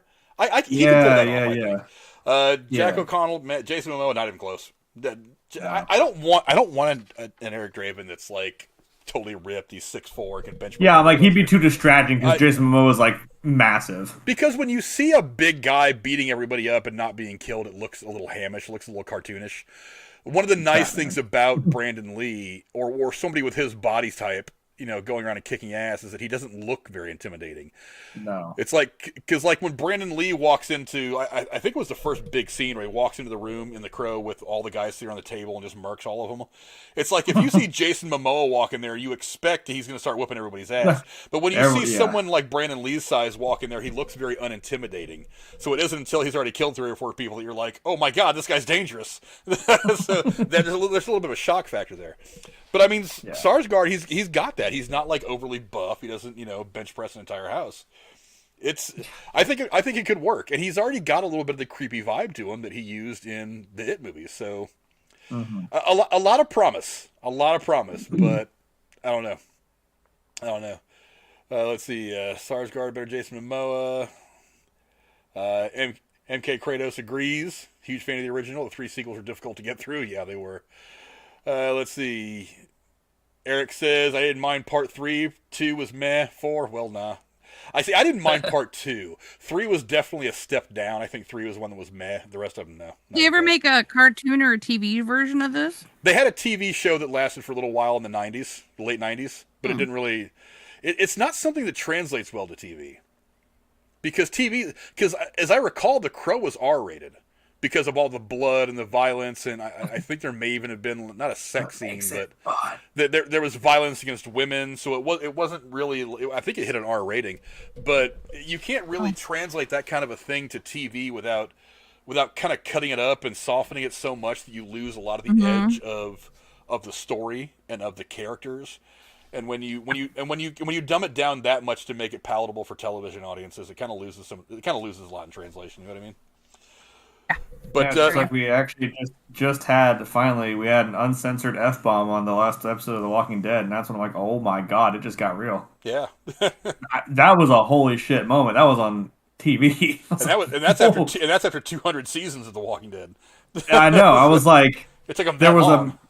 There was one other moment where I don't think they did it on TV, but they changed it in the DVD and it was worth it. I'm like, because I said it had the same energy, like. And of course they cut Negan's thing because Negan in the comics is like an F-bomb every other word. Oh yeah. So they filmed it differently, obviously, and then like for the DVD they let him just roll that just like it's supposed to be in the comics. But no, there was an F-bomb like we were just talking about Norman Reedus. It was by Norman Reedus' character Daryl. Yeah, he dropped an F-bomb and I was like, oh god, it's getting real. Like, well, he had a gun to some dude's head. I was like, yeah. He's like, you better get out of here or something bad fucking happens. I'm like, oh. Okay. Wait. But yeah, it's again. I mean, what do you guys think? Go down in the comments below. Let us know. Do you like the idea of Bill Skarsgård taking over the role of Eric Draven in a Crow reboot? I'm cautiously optimistic. Again, I'll believe it when I'm sitting there with my tickets and my popcorn and my drink in hand. I'm getting ready to watch this movie in the theater. But I mean, it's supposed to start filming in June, so we're gonna know pretty quickly if this is happening or not. So we'll be talking about it again probably here in the next few months. Once I hear that cameras are rolling on principal photography. I'll make sure I say something about it. Eat a spoonful of crow. But just because they film a movie doesn't mean the movie's ever going to make it to the screen. There's many examples. Thank you, Will Smith, for that lesson. Before Smith, really. But I mean, I was going to go back to Baldwin. Like, yeah, you shot somebody. And that didn't. Thanks. Look at Alec Baldwin. He killed a guy. Where'd you get a guy and a girl? Yeah, It was a girl, wasn't it? Shot a guy. That's true.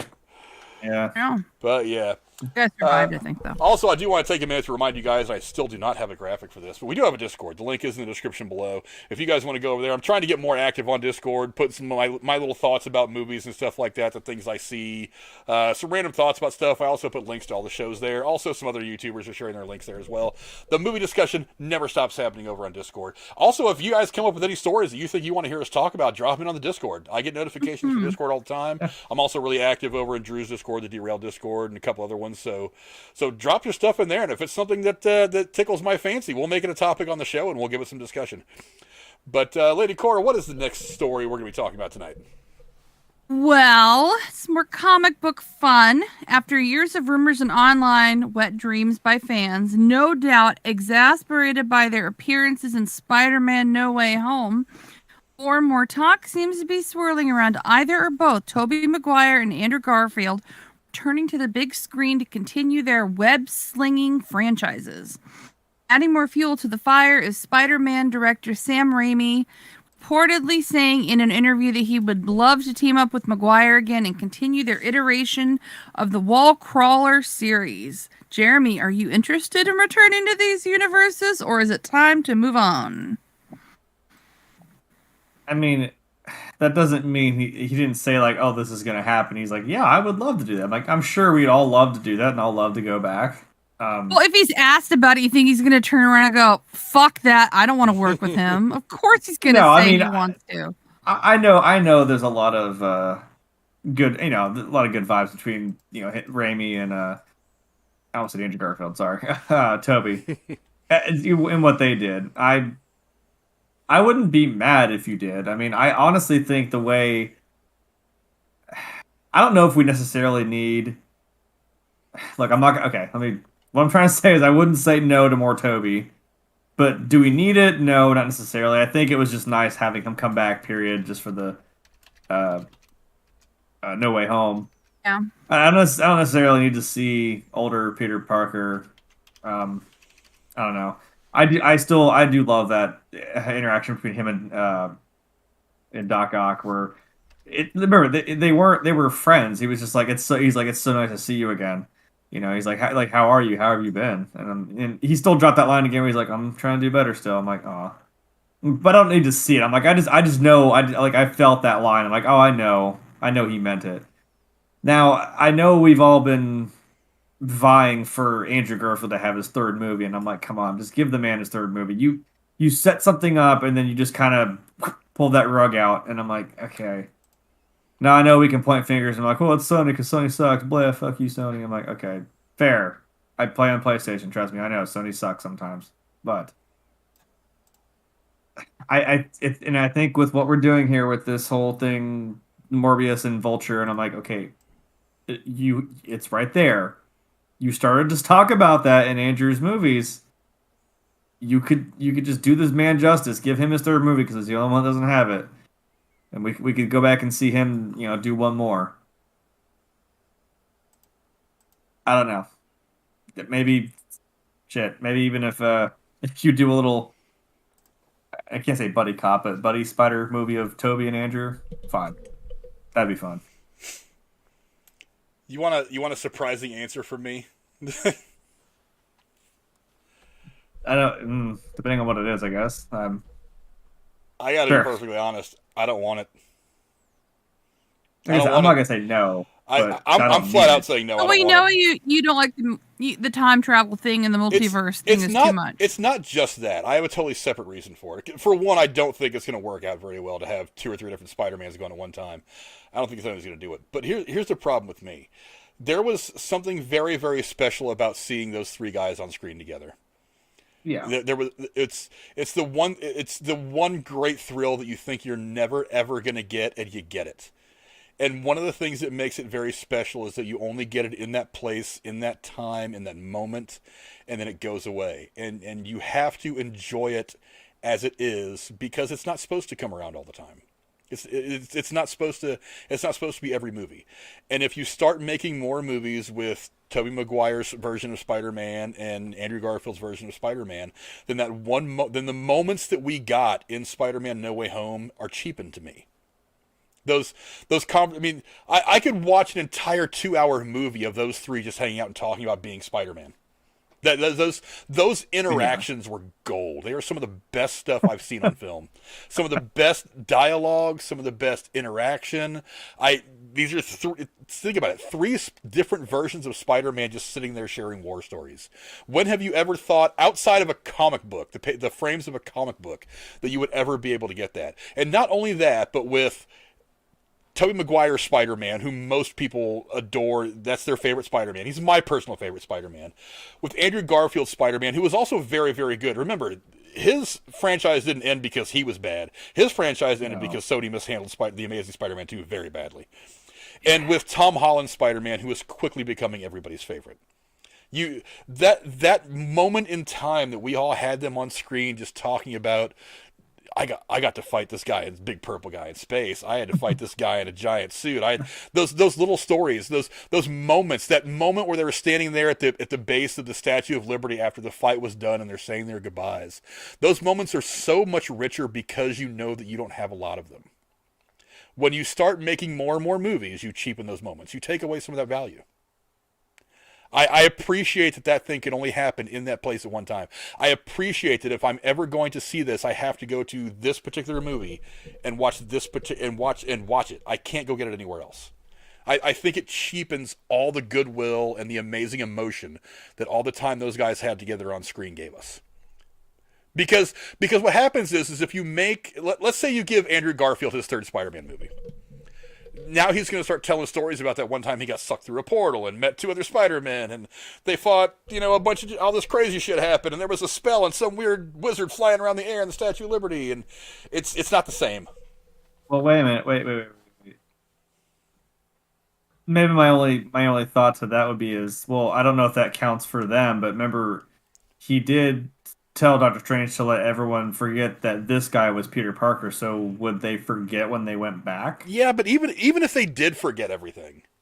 And that's the other thing, is like they got sent back to, like you said, they sent back everybody to die in their own universe again. It's like, I don't know if they'd still remember anyway. But even if they did, let's say they did forget everything. If they have no memories at all of what happened in No Way Home.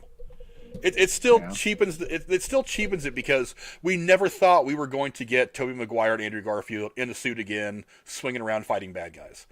And the fact that we got it, we were given this great gift of something we never thought we would get, to just put them out there again in more movies, it cheapens it to me.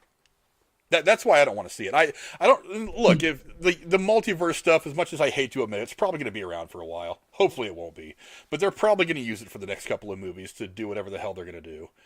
And with Marvel getting very interstellar about things, there's a lot of stuff like I think most of the next couple projects are all happening in space. I mean, you've got the Eternals that just came out. I mean, we all know Nick Fury's floating around space somewhere. It's like we got Guardians of the Galaxies filming right now. It seems like everything. Didn't he run onto oxygen by now? It's been a while. Oh no, he's not going. That big ship. Yeah, he's like even if that 9-pitcher deal he signed with Marvel is up, he's going to sign another one, and that's his bread and butter. That's where most of his fame comes from. Also, Cap's on the moon, apparently. So apparently, I was just making a bad joke about him running out of oxygen, waiting for them to call him out. Oh, I thought you said options. I was like, oh no, he signed up for like 9 movies. He's around for running out of air. Yeah. He's floating in space, waiting. Also, Captain Marvel's out there too. Yeah, Captain Marvel's. Yeah, we got the Marvels coming. So it's like I just don't want to. That kid shit, right? Yeah. Well, that's Miss Marvel. No, she's going to be in The Marvels, which is the sequel to Captain Marvel. I know. Right. See what I mean? Multiverse, time travel. But I mean, I don't want to have, because when you have that moment all the time, it makes the moment less valuable. So I want to always watch Spider-Man No Way Home, and I want to get the value out of that moment, out of these little pieces of conversations, these, the hug at the end when they're saying goodbye and everything's setting itself right, supposedly. I don't want that to be lessened by the fact that now I've got 4 other Spider-Man movies coming out. It's not what I want. Are they going to do it? Probably. It's a moneymaker. Everybody all the short-sighted people want it now because they don't get what I feel about that moment, about having that thing. But whatever. I mean, if they do it, it's not like I'm not going to watch it. I'm not going to boycott it. I'm not that stupid. But it's like I feel like it just cheapens that golden moment that we were given.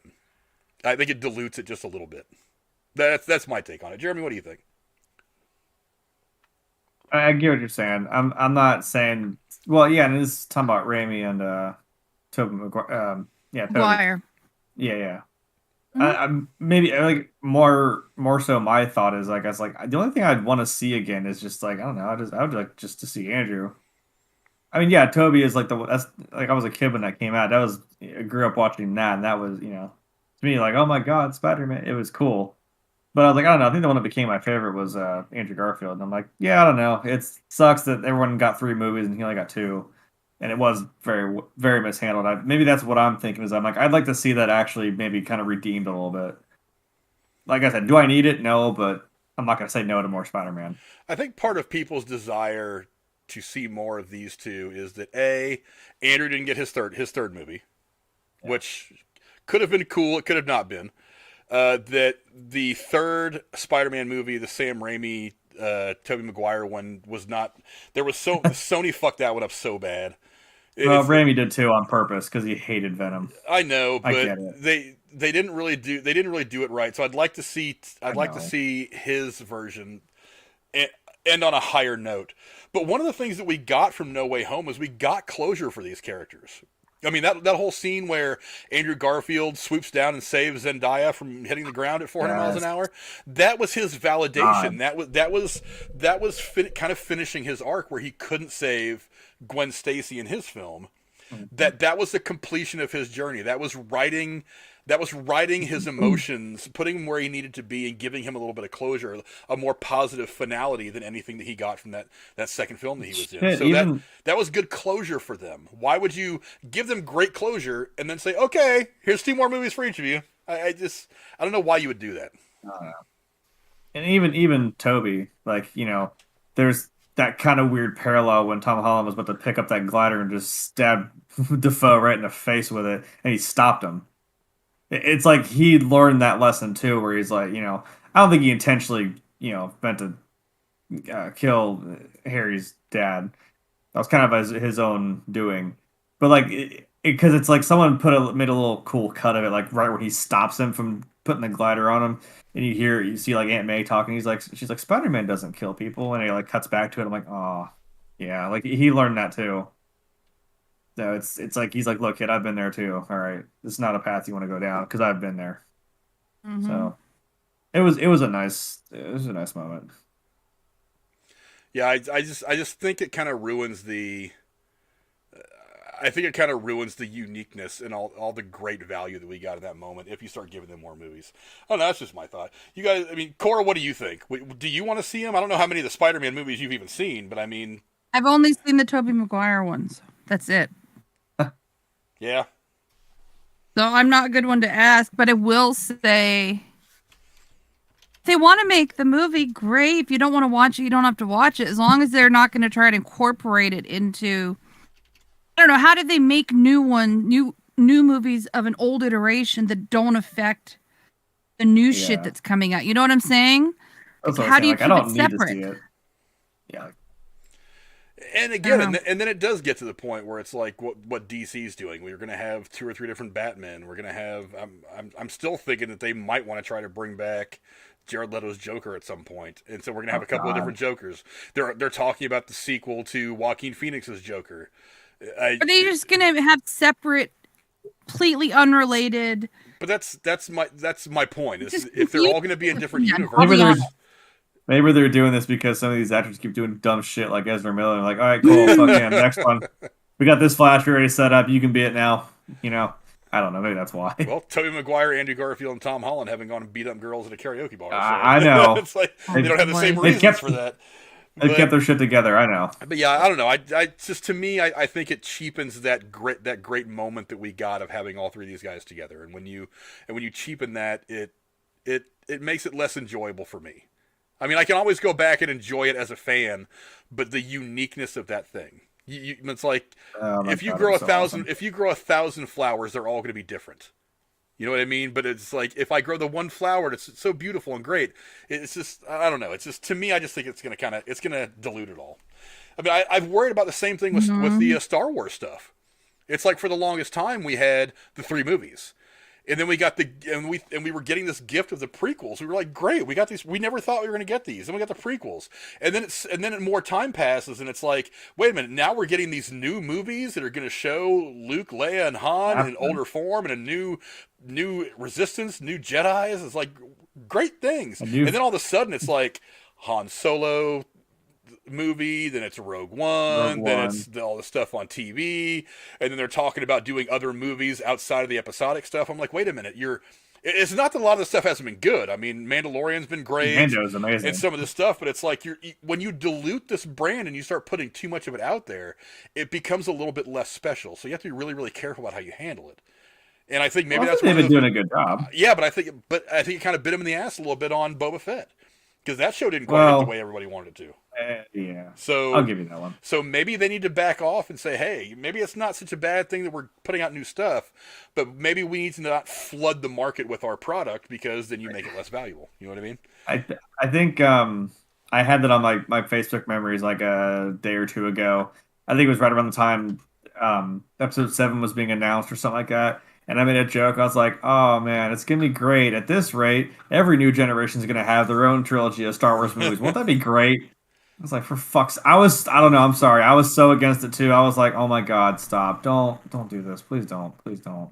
At least let some time pass. It's like, I don't mind waiting another 10 or 15 years and then going back for the episodic stuff and taking time to create a new story. Maybe wait for a new generation of young actors that can really blow up in the role and become the next Jedis or the next Emperors or whatever. But it's like, if you just start pouring it all out there, it's like, especially with significant changes you're going to have to make. Because remember, Daisy Ridley, Oscar Isaacs, and the guy that played Finn. Why am I drawing a blank on his name? John Boyega. They've all pretty much said they don't want to go back. John Boyega doesn't want to go back for sure. Daisy Ridley says she doesn't think she'd go back if they did anything right now. And I think Oscar Isaac's just gotten past it. I mean, hell, he's in this. Hello. He's in Moon Knight.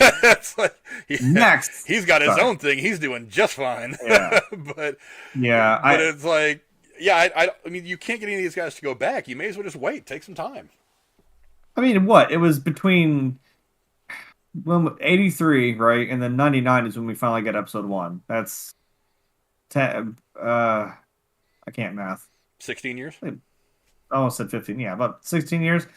And then what? Yeah, 2000. Yeah, so you had 10 years then between the next ones, because 2005 was when episode 3 came out, and then 2015 was episode 7. So I'm like, you had some time, but like, I guess with now it's just one after another. Like, I don't know. I know you want to put this out there. Oh, thank you, Moon Knight.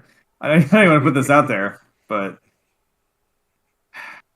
that's what I was, that was my joke. I'm like, watch, another 10, 15 years, we're going to have, what would it be now? 10, 11, and 12? Yeah. Look, I get it. I love Star Wars. That's probably one of my biggest things. But like, man, I think we have what we have. And I know people are already bitching about, it's right there, the game. They're like, is there a mod to get rid of the sequel movies? I'm like, oh my God, shut up. That annoys me. I'm like, I don't like them as well either, but I'm like, shut up. It's Star Wars now. It's in the canon. It's there. They're part of the story. Quit bitching about it. Every book's got a couple of shitty chapters that not really anything happens. Or someone's like, I don't want to play this game and be reminded of it. I'm like, you know what the difference is though? This isn't just straight up an adaptation of, like, there's goofy shit. There's things that go off the rails. There's things that make it funny. I'm like, you realize there's a reason why, like, look, I don't like Taylor Swift either. I don't want to listen to her music. But you have I Prevail doing a cover of her song Blank Space, and that shit slaps. So don't tell me someone who makes a different iteration of something you didn't like, you don't know that this isn't going to be good. They could make it more fun and make it funny. And like, we didn't have an episode 8 and 9 in Lego form. They made The Force Awakens in Lego, but they didn't do 8 and 9. So you don't know that this isn't going to be fun. They're going to make it fun. Like, they had Ben Swallow in there for no fucking reason. Why not? You have Kylo Ren with the shirt off swinging a fucking little Lego saber. You can't tell me that isn't fun. You can't tell me that isn't funny. And when you put two characters together, there's been a whole compilation of people. You put two characters together in free modes, and they talk to each other. They have little interactions, which are hilarious. You put Ben and Vader together. He's like, okay, come on, Ben. This is what you wanted your whole life. Don't be stupid. Don't fuck this up. And he's like, and Vader just goes, can I help you, boy? I'm like, God, it's so funny. Like, just take it for what it is, man. Yeah, but we need to That's move on my to the next rant, I'm topic sorry. since we're running kind of long. But yeah, I mean, go down in the comments below. Let us know what you guys think. Do we need to see more Tobey Maguire and Andrew Garfield Spider-Man films? I personally think not. I would certainly go watch them if they came out. But go down in the comments below. Let us know what you guys think. Now let's move on to our final topic of the day. And since I didn't bother to write a lead-in for that one for Lady Cora, I think I'll just do this one off the top of my head. Marvel Moon Knight dropped episode 2 this week, and boy, episode 2 I think is better than episode 1. We definitely get more into Ganju and his relationship with Mark Spector / Stephen Grant.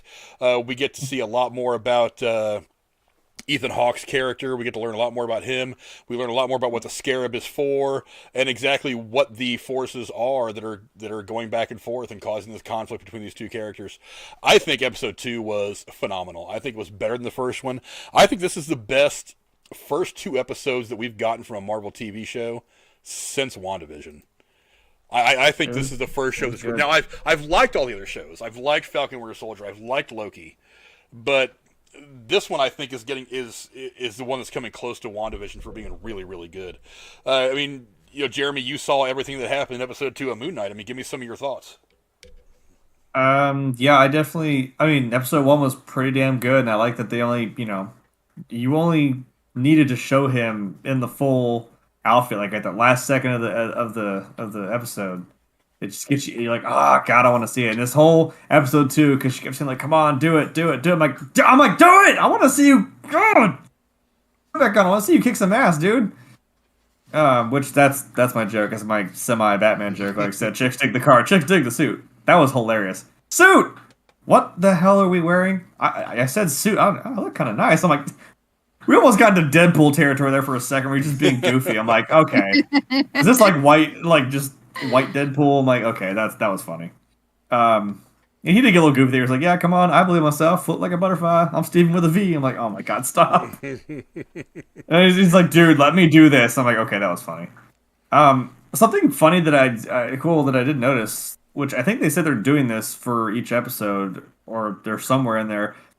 I just had to stop for a second. I'm like, wait a minute. When he goes to open up that little safe room or storage locker or whatever, there was a QR code on the thing. I stopped. I'm like, wait. There's I noticed that too, and I almost scanned it, but I was like, no. I got up. I stopped it, scanned it. You know what it is? It's actually really cool. If you scan it, it takes you. I don't know if it's an actual Marvel. I'm assuming it's an actual like Marvel.com site, like / Moon Knight something. It takes you to a thing, and it's actually kind of cool. They're letting people like download and read like a free issue of Moon Knight. Okay. Every time you see one of those, like I went to it and it said, here's issue like 33. He's fighting, not Wolfman. It's like a werewolf guy. They're giving apparently there's like one in every episode. There's some hidden in this show, and they're letting us like have a little bits like little free issues of these comics of Moon Knight here and there, like of ones that I scrolled through it, like ones that inspired. This show. I'm like, that's actually kind of cool. I like that. I'm not gonna see a QR code that is literally front facing the camera like that and be like, no, I have to see what it is. Don't do that. Yeah, it was like issue 33 of something for it may have been an issue that he was in, that Moon Knight was in. That's what it was. It was like they're letting us read like free issues of Moon Knight comics. So that's a cool little marketing thing. I like that. But on the other side, I mean, this world opened up a little bit more, and it's like it's frustrating because I'm like, I'm with him. I'm like, what is going on? Wait, we're married? Like, wait, who am I? Am I really this English dude, or am I some American guy? I'm apparently some terrorist who executed a bunch of people at a dig site. Like, huh? Hell? And Ethan Hawke is like he's got this weird calming nature. I'm like, I know he's the bad guy, but I'm almost like. I felt like weirdly, I'm like, yeah, this guy sort of talked to me. I'd be kind of like, okay. Because I'm like, I know he wants nothing to do with this, so he kind of goes along with it. But then it's like, it starts to unravel, and he's like, yeah, but, and when like everyone in that room gets up, that's when you know, like, oh, that's a red flag. everyone's getting up at the same time and looking at me, and I'm like, oh no. Right, hey, what's up, everybody? He went like, oh, hey, everyone. When they were all just sitting there laughing, watching their flamingos and dolphins on screen laughing, and then they all get up and just mean mug you. It's like, yeah, it's time to leave, man. It's fun. It still just gives you little pieces, but not enough to. I'm intrigued. I'm here for it. I was really glad that we got the Mr. Knight variant, if you will, of Moon Knight in this one. I also thought, sticking to the suit. yeah, you know what's funny? It's like when that happens, when he's like falling down and he's like, suit or whatever he says just to try to activate it. It's like, it reminded me of that moment like in Spider-Man when Tobey Maguire starts to lose his powers in was it Spider-Man 2 or Spider-Man 3 where he like falls down and hits the side of the building and lands hits the dumps really hard. He's like, my back. Yeah. It kind of he's like, well, that should have been worse. Yeah. But when he popped up and he's like got that slick ass white suit on the mask, and I was like, hey, that's pretty dope looking. I kind of wonder if there's going to be, because I think there was a couple different variations of Moon Knight. There was the Moon Knight that you can see like right there in the picture. Then there was the guy with the suit, which is called Mr. Knight in the comics, I guess. I'm not really that read up on the Moon Knight comics. And I think there's one or two other kind of like variations of him. But it's... Yeah, I was like, I think that's supposed to be a variation of it, the suit as a joke. I'm like, so I wonder what that's going to lead to, if there's going to be some other kind of form that he takes. One of the things I also love is that it's not just this guy that exists. It's not just these different people that exist inside this one body. It's like you see Mark and Steven arguing through like mirrors and shit, and then you see Kanju over his shoulder off to the side or hanging up on a building. It's like there's literally three different people that are sitting there staring at each other, having these conversations, having this internal conflict, but it's all right there, kind of visual. It's a really interesting way to put all this. I've loved every bit of this so far, and I like that it's a little bit James Bond. It's a little bit I don't know, like The Mummy. It's like it's got little elements of this while having a touch of that horror element, like that crazy Egyptian dog that keeps in both episodes so far, they keep tracking him down and want to kick his ass. It's like there's a little bit of the horror element to it, even the way that Kanju looks. He's got like that plague mask kind of weird animal bone thing going on, skull. It's like it's kind of a horror looking kind of thing. I mean, that's the kind of a monster kind of a look you would expect from a horror movie, like a sci-fi horror thing. And he's got like a smart ass attitude about it too. At the end, when he's like, "So where are we going now?" He's like, "Where the hell do you think we're going?" I'm like, "Where are we going? I don't know." And of course, he drunkenly gets up and boom, woke up in Egypt. I'm like, "Oh, all right, that makes sense. Cool." Yeah, and the interesting thing is I kind of have to wonder I feel like that not all of these people are going to end up coexisting in the end. Like in the end, that either Steven is going to end up kind of like suppressing the other guy. Why am I drawing a blank on his name?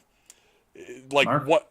Yeah, Mark. Like either Steven's going to end up suppressing Mark, or Mark should end up suppressing Steven, or maybe one of them will die.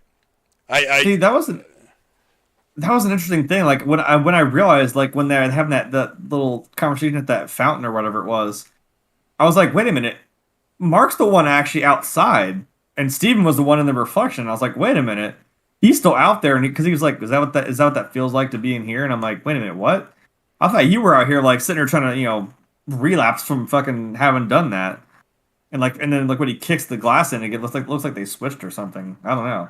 That was interesting to have him in there, where we always see Mark, and Mark's outside just kind of, I guess, trying to gain his composure again with Kanju just telling him basically like, hey, yeah, you're my bitch, and then he's your bitch. It just kind of shit rolls downhill. Is what it seems like.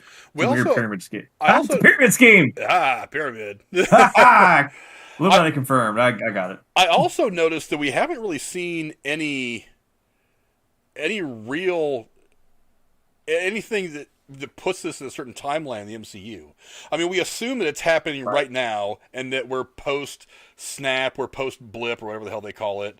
We're post-everything, that this is just happening present day, or at least present day in the MCU. Mm-hmm. The MCU is actually 5 years ahead of us. But, we haven't really gotten any indication as to where it fits in the timeline of the MCU either.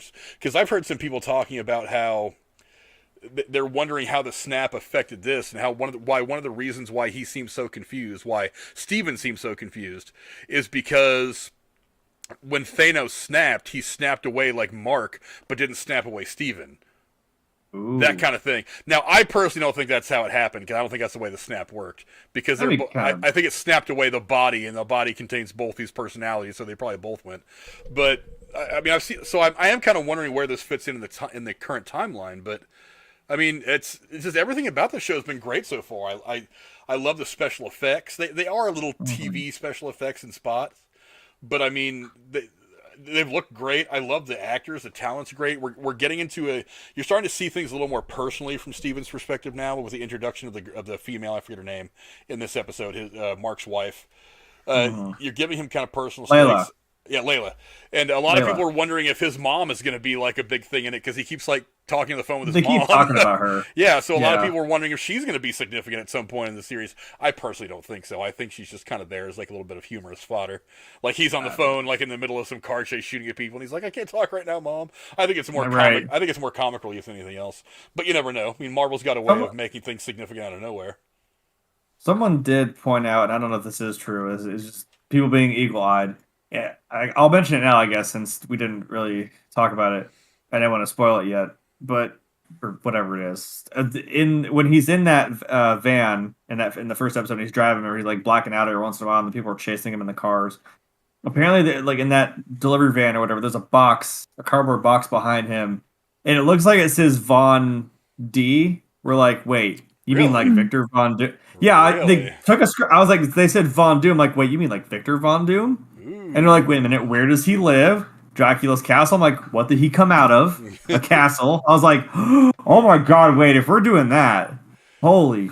If I can find that video, I'll show you. Well, I'll have to go back and look, but I mean, look, we're at that point in the MCU where Feige said he would start to introduce the reality that like the mutants and the Fantastic Four and all that they exist in this universe.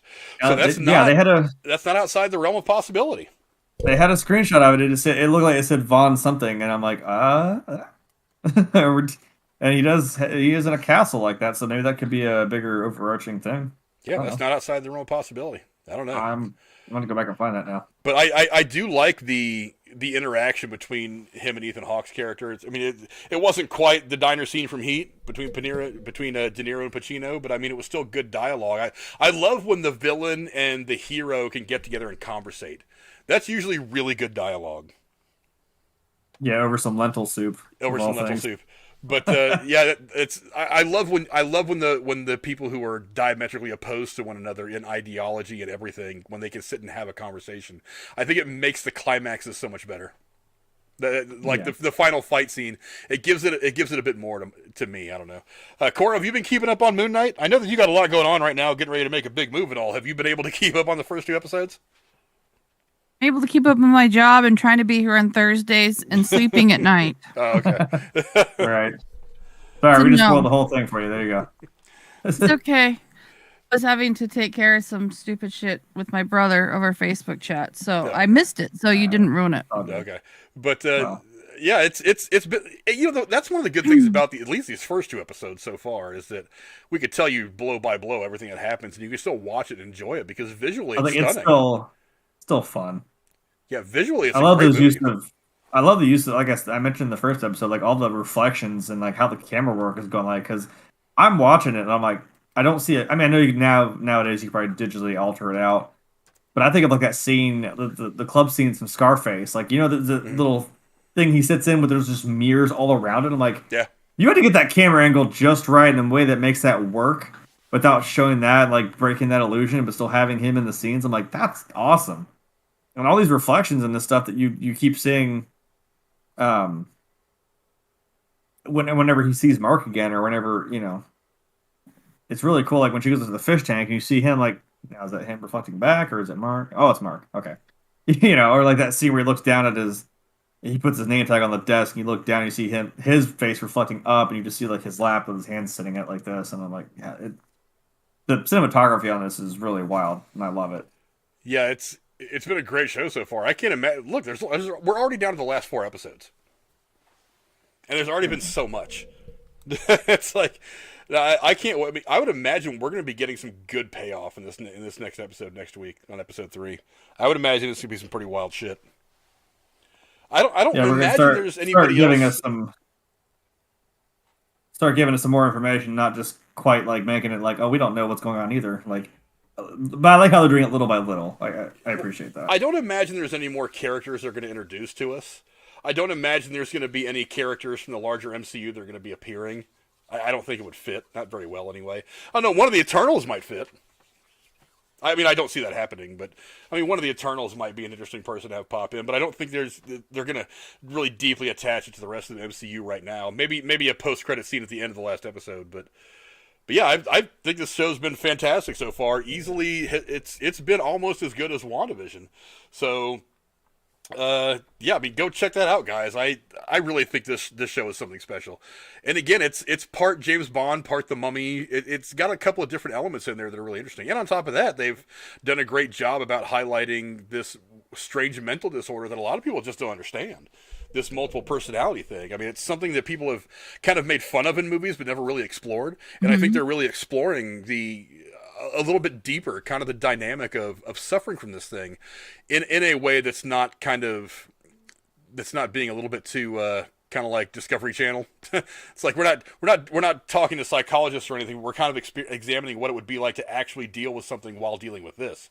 So I don't know, Marvel, they can do some pretty crazy stuff from a couple different angles, and they're doing it here again. But yeah, go check out Moon Knight. It's on Disney Plus. The first 2 episodes, they are fantastic. This last episode, I think, was about an hour long. I think it was like 54 minutes or something like that was the total runtime of the second episode. The first one, I think, was only like 35. But a lot happened in 35 minutes in that first episode. There was some crazy shit going on. But I think that's a pretty good place to wrap everything up. We ran a lot later than we usually do, but there was a whole lot to talk about tonight between Doctor Strange and Will Smith and Ezra Miller freaking out and and us running into X's and bullshit like that. Yeah, in our little therapy session that we had. You guys will have to go back and check that shit out. But before we get out of here, Lady Cora, where can the folks at home find you? Absolutely nowhere. I'll be here on Thursdays, and that's it. Here on Thursdays, being our great female voice to all and this crazy recording with stuff. you for Downton Abbey. And recording with you for Downton Abbey. We'll do at least one more episode on Thursday. I actually need to look at the calendar and start scheduling those out so that I can get those. I've actually got them edited together. I just want to have them put on YouTube. And basically kind of once I move to Oregon, I'm going to be pretty much in hibernation mode and living my fucking life and showing up on Thursdays. So yeah, doing that. She'll be here doing all the important stuff. She'll be here hanging out with us, giving us some kind of credibility. And my hetero life mate, Jeremy, where can the folks find you on the internet? You did just finish building the Falcon. Mission complete. Yeah. The Falcon is built. Time to disassemble it and start it over again. I'm sorry, I'm not listening to you anymore. Cora. So where I'm at, no, I'm kidding. No, because now I got I know the DeLorean. more important things to do. Now, yeah, I want to say a successful tweet, but like the most successful tweet I've had has actually been that people like retweeting it, quoting it, sharing it, liking it, like that's been a pretty big deal. Yeah, so yeah, on Twitter, usually just for updates or I'm looking at new stuff, sharing it with these two people here. I say funny things every once in a while. Also here, like I said, I'm on Thursdays here. On Tuesdays on my Twitch channel, we did our first stream of the Lego Star Wars: The Skywalker Saga, which is right over my shoulder here. If no one actually, I'm not gonna. You know what? Fuck it. I was like, I don't want to reach it. Nah, fuck it, I'll do it. Just for all of you, in case no one saw this. I'm knocking shit over. Hold on. My whole desk over. Hope I do it right this time. If no one saw this, it's gonna be a really bad reflection. But this is the cover, and it does the coolest damn thing. I didn't do it. I did it on accident. I accidentally dropped it almost, and it actually, whoop, his helmet comes off on this little cover. Like, how cool is that? That's so funny. Yeah, this game is so much fun. It's I think we just completed the pod racing in episode 1 of the last stream. But we started that, and that's been a lot of fun. We'll find a time to do this DeLorean at some point. We're going to Comic-Con, like I said, next weekend. So we'll have plenty of pictures and stuff from that. I'm going to start dumping out my last 2 years of Comic-Con on my phone, so I have room for this one. So I'll probably put it on Twitter or somewhere there too. So yeah, YouTube, Twitter, Twitch. Go check out all the Lego fun, because about 2 out of those 3 were all Lego related. Just look at the description below. Grim23 across all platforms. Tuesday 23. Yeah, Grim Tuesday 23. So I just forgot the one thing. That's all. A terrible hetero life, man. You don't know his handle. I know. Hey, look, Wow. we're running like 45 minutes later than we usually do. True, we're tired already. As I for guess me, your bladder is imposing on your brain. it's function. getting awfully close. I'm not gonna lie, it's getting awfully close. My back teeth aren't quite floating yet, but they're at the waterline. But as for me, you can find me here every Thursday, hanging out with these two goofies, talking about all the cool and crazy shit happening in the world of entertainment, giving you our reviews on movie and television. You can also find me on Sundays over on the Derailed News and Podcast channel, talking about all the other craziness going on in the world around us. And also, don't forget, like I said earlier, go check out the Night Watch Zone. He's got a Patreon now. He's putting up a whole lot of content. He's basically doing something almost every day. I know today is the first day he didn't do something in a while on his channel because he's actually doing a thing on somebody else's channel. Actually, over on Gory Beat Movies channel, they're having a discussion about black characters in horror or something like that. I'm going to have to go back and watch that because it sounds like it's going to be a good discussion. So go check out him. Go check out all the other cool people that are in the description below. There's some gamers down there. There's some other movie YouTubers. There's a whole bunch of other stuff. One of them is Jeremy. Grim Wednesday 23, is that what it is? Grim Friday 23? Oh no, Grim Tuesday 23. It's funny you mentioned those two. Wednesday and Friday in that series are actually girls. Whatever. No. Yes. Saturday is also a girl. That's right. I remember the series, damn it. No, not all of them. Most of them are dead though, which sucks, and it's all Saturday's fault. Oh, it is. Read the series. It's I know it's kind of young adultish, but like it's still a really interesting world and series. It's kind of cool. Also, don't forget, if you look in the corner, down there, all the way down the corner, 500 subscribers means that we do our charity stream for the Abandoned Pet Project. All the money that we make from that stream will go to help get pets that have been abandoned by people over the last couple of years that have been injured out in the streets or in danger of being euthanized in kennels and shelters all over the place. They help them. What Frank isn't telling you is if we reach the 500 before next week, Jeremy's going to unbox all his pop characters. We may do something like air. that. Too. I'm glad you guys discussed that beforehand. That doesn't sound like you just spouted that out. Don't you just love how she volunteers you for shit? She's trying to get you married. She's trying to get you to open up all your pop figures. Oh, god damn it. Hey, I was... So to speak. She is our Estelle. She's the overbearing mom. I happily accept that moniker, so thank you. But yeah, so share us around. Technically speaking, our own two pop figures, which you can't see on the thing. But see them on the top shelf, right? On the right? Yeah, they're... on the thing, it's next to the VHS tape. Do you know what you should do after you propose? Get some gold nail polish and draw a little line on her pop figure's finger. That would actually be kind of funny. Yeah, I'm wearing fingerless gloves, so I could put a little thing on mine. Yeah. Ah. Yeah, because she doesn't have gloves, and I have fingerless gloves on mine. Yeah, that could work. Nice. Yes, Rachel did unbox one of the smaller pop figures in her last stream. I know. I don't know if you saw that. If you did, yeah, like we did, and we have like 5 of them now, which are unboxed. Spent like all of yours, all of them. If he gets 500 subscribers by you know next what? Thursday. No, that's almost like not just because I don't want to. I don't want to because there are so damn many. That would be too much time for me. Actually, that would be one whole stream of unboxing pop figures. I have committed so hard that I don't think I'd even want to open any of these. Have you ever talked to your insurance agent about trying to insure all of these? I think we talked about that, and I'm like, God, I probably should at this point because you might. This is gonna be a problem. Oh, I forgot to mention one extra thing. Shit. My friend, the Brooding Gamer, who was on a few of those streams for the Falcon, he's actually been doing pretty well. He does toy reviews. He goes out and a lot of Jurassic Park stuff. He does game stuff too. He's doing pretty well. If he hits 500, he's actually going to do a pretty big. He's going to do another Jurassic Park thing toy review, but he's going to go dressed as Alan Grant. I was like, please let me go as Ian Malcolm. I will. Come on. I love Put me in that video. I'm like, glasses? I've got the glasses. I know. I was like, if you go as Alan Grant, I will go as Ian Malcolm. You gotta wear like, sleazy leather pants. I know. I'm like, I gotta find some sort of leather. I gotta open the shirt way too far. No, reason. just like just that. No, come on. I gotta do pants. that. I gotta lay down like that at least make the thumbnail. Like, come on. That'd be awesome. Yeah, and he's like, he wants to do a thing like where he does the, he's like, I'm gonna get up and like, take the aviators off, look, and he's like gonna be like, I was like, instead of saying it's a dinosaur, he was gonna go to a Myers, he's like, it's a Myers store. And I was gonna like look at my phone and like when he finally hits 500, I'm gonna be like, you did it. You crazy son of a bitch, you did it. it's gonna be fun. So, but I said I'd go into one of his videos just for the shits and giggles of going on a toy review. So you might see me over there, and I was like, if we're doing that, I definitely have dibs on being Ian Malcolm. I'll slick back the hair, and you know what? If I could get Rachel to be Ellie Sattler, we could just be in the back. I could just be doing like the chaos. You gotta get her dressed up is with the gloves. I and on her know. fingers like when she's going through the poop.